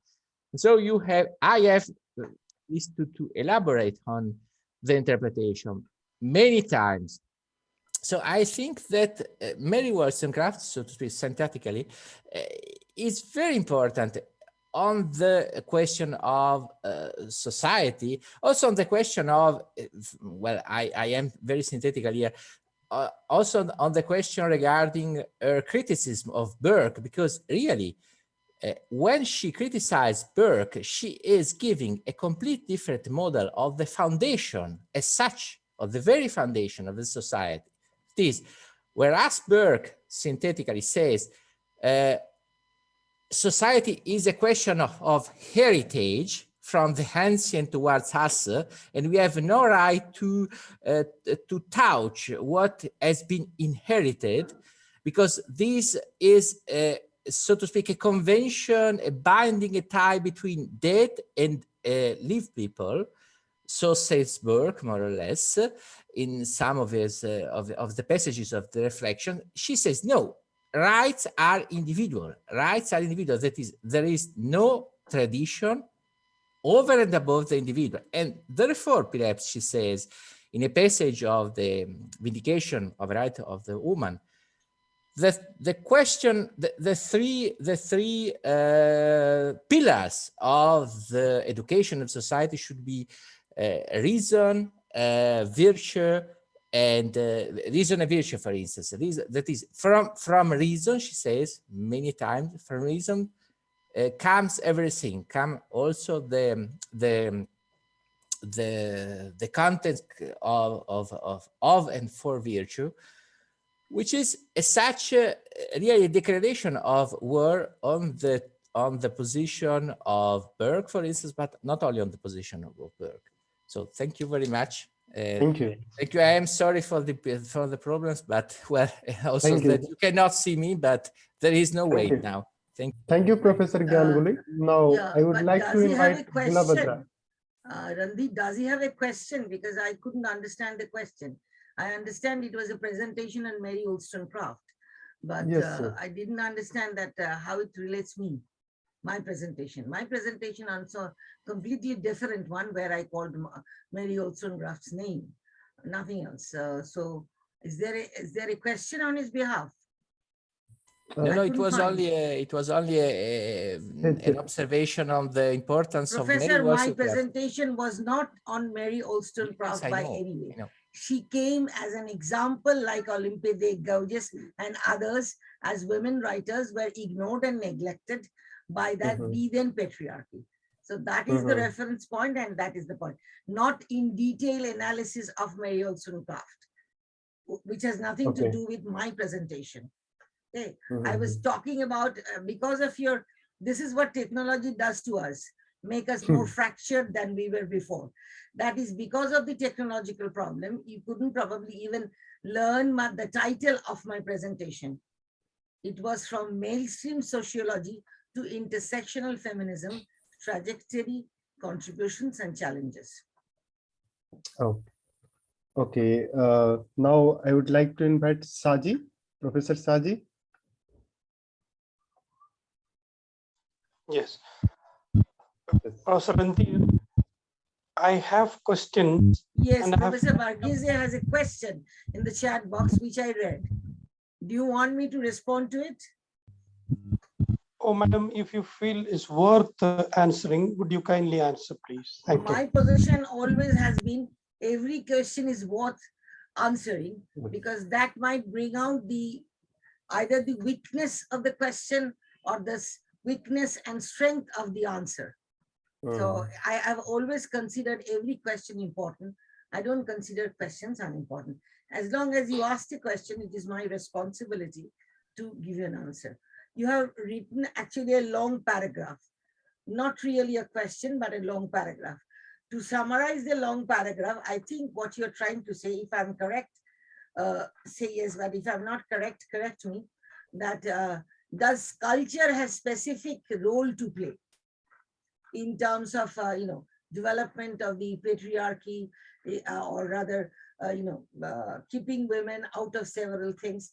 Is that the question you asked, that culture is specifically to be taken care of, which generally we don't? Is that the question? Because you talk about cultural traditions in Asia at large and India specifically stands as an impediment to the emancipation, which aim to self-study. Is that the question you have, I believe? Specifically, whether the culture in India and also in Asia in general, whether it stands as an impediment to the emancipation. Yeah, understood. I understood the question. Let me try to respond. If I answer in one word, I would say no. Because French or British or German culture was not at all conducive to the empowerment of women. So culture has been more or less patriarchal culture, dominated by patriarchy, if we look at the history other than the complete earliest period. And if we look at the history of India in the earliest period and its original documents, you will see that we had names of eminent women who were Gargi, Khana, Moitrey. So, Lopamudra, there were a lot of educated women, but they were not allowed to come to the light because they might actually take away the light on some of the men, important men. For example, Barhamid's wife was Khana, And Khona is actually very famous for her, what we call Khona's bochur. That means Khona, what Khona uttered about it. Barahami did not like this. So apparently, as the story goes, there is no way of verifying it, that Barahami cut his wife's tongue so that she cannot speak. So there are stories about it. And if we learn to understand Mahabharata in a different way, that Mahabharata is an epitome of patriarchal oppression just by looking at Draupadi's position. So obviously we will come with different kind of understanding that there was no lack of protesting women. There was a lack of the machinery or the attitude, as you are trying to tell, the so-called cultural tradition to impose on women. So I would say women were protesting, but they were not 100% successful because of the overall structural position along with the culture. That means social, culture, and economy. See, if you look at the history of India, you will see that the lower income group women, we call them the women who comes with fish, the women who sells milk, women who sells vegetables, has never been out of the production process. Only the upper two classes were out of the production process and was completely, devoted to reproduction. So I would say that I would apply intersectionality in order to understand women's differential cultural positions, the diversities, the nuances, and everything. So I would not ever try to answer in a one way as a sort of, Orientalist, or I would say, macro analyst, those who do not ignore the regional varieties and etc. And now we are seeing the danger of a macro analysis, making everybody Hindu, which is not a religion. We all know that the word Hindu is those who used to live on the bank of Indus. There is no god named Hindu. We have 33 courts of gods and goddesses. So it's not a religion. The word dharma means right conduct. Professor Giri said that also in his lecture. So actually what we are seeing is that we have to discuss diverse cultural tradition for every country if you want a single principle. Diverse cultural traditions. For example, in England, Norman and Saxons were anti to each other. So there are lots of diverse ethnic groups in everywhere where they were having separate subcultures, and some. Only capitalism and modernity, only bourgeois civilization actually had tied them together, giving a name to nation. I'm sure you all have, gone through Benedict Anderson's Beyond Nation and Nationality, Beyond this. And in the age of globalization, we all feel that there is probably relevance of that. So I would never say it is cultural tradition alone, a single factor. I will always say that we have to study deeper the original documents of every place, knowing the language properly, and then come to a decision. It cannot be that easy. This kind of researches cannot be that easy. It's a lifetime research to come out of the situation saying that, this was this and that. There is no binary position in the real world. Real world is always with multiple factors. So I would not say cultural alone. I would not say economic alone. I would not say social alone. I would not say religious alone, if you want to come to religion also. So I would say it's a multifarious, multimodality. This is what intersectionality actually, you can forget the feminism part, but intersectionality actually teaches us. Why we add feminism to it? Because it's a feminist who coined it, Kimberly Crenshaw, professor of Columbia and Berkeley, who is a professor of law. She was the one who actually, because that time the context was the blacks were out of all the positions, good, etc., so on and so forth. So that is why Kimberly Crenshaw probably was prompted. And she was also an activist as a lawyer, teacher, and also an activist. Then it started to spread.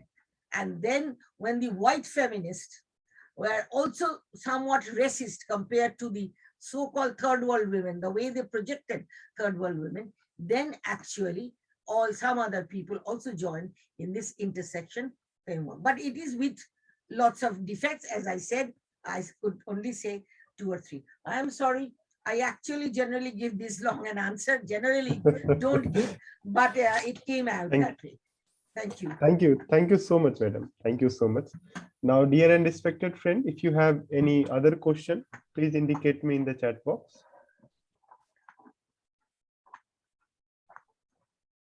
Or it's time to offer vote of thanks. So, Vinita ji.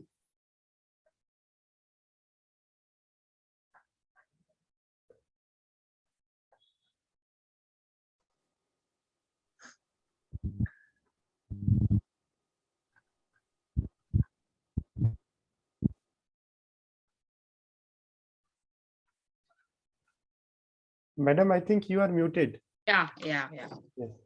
On behalf of Government Arts, Commerce and PG College Autonomous Hassan, as well as Vishwanadhi Center for Asian Blossom Puducherry, I would like to extend heartfelt gratitude to Professor Dr.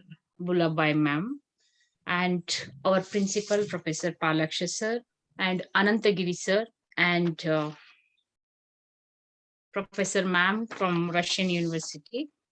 So I extend all of them my heartfelt thanks for their wonderful presentation and sharing their views with the enlighten us regarding the understanding sociological theory much better. I extend my heartfelt thanks for each and every resource person for their um, valuable time and information. I thank each and everyone. I also thank all the participants who have joined live as well as in Zoom for their kind patient hearing. Hope this workshop is a grand success. I always thankful to all the resource person for their delightful information and inputs. Thank you so much. I also extend my grateful thanks to Mr. Ranadeep Gautam for his kind, patient presence and executing this workshop in a peaceful manner. I thank from my bottom of my heart. Thank you so much for each Thank and you. everyone. Thank you so much.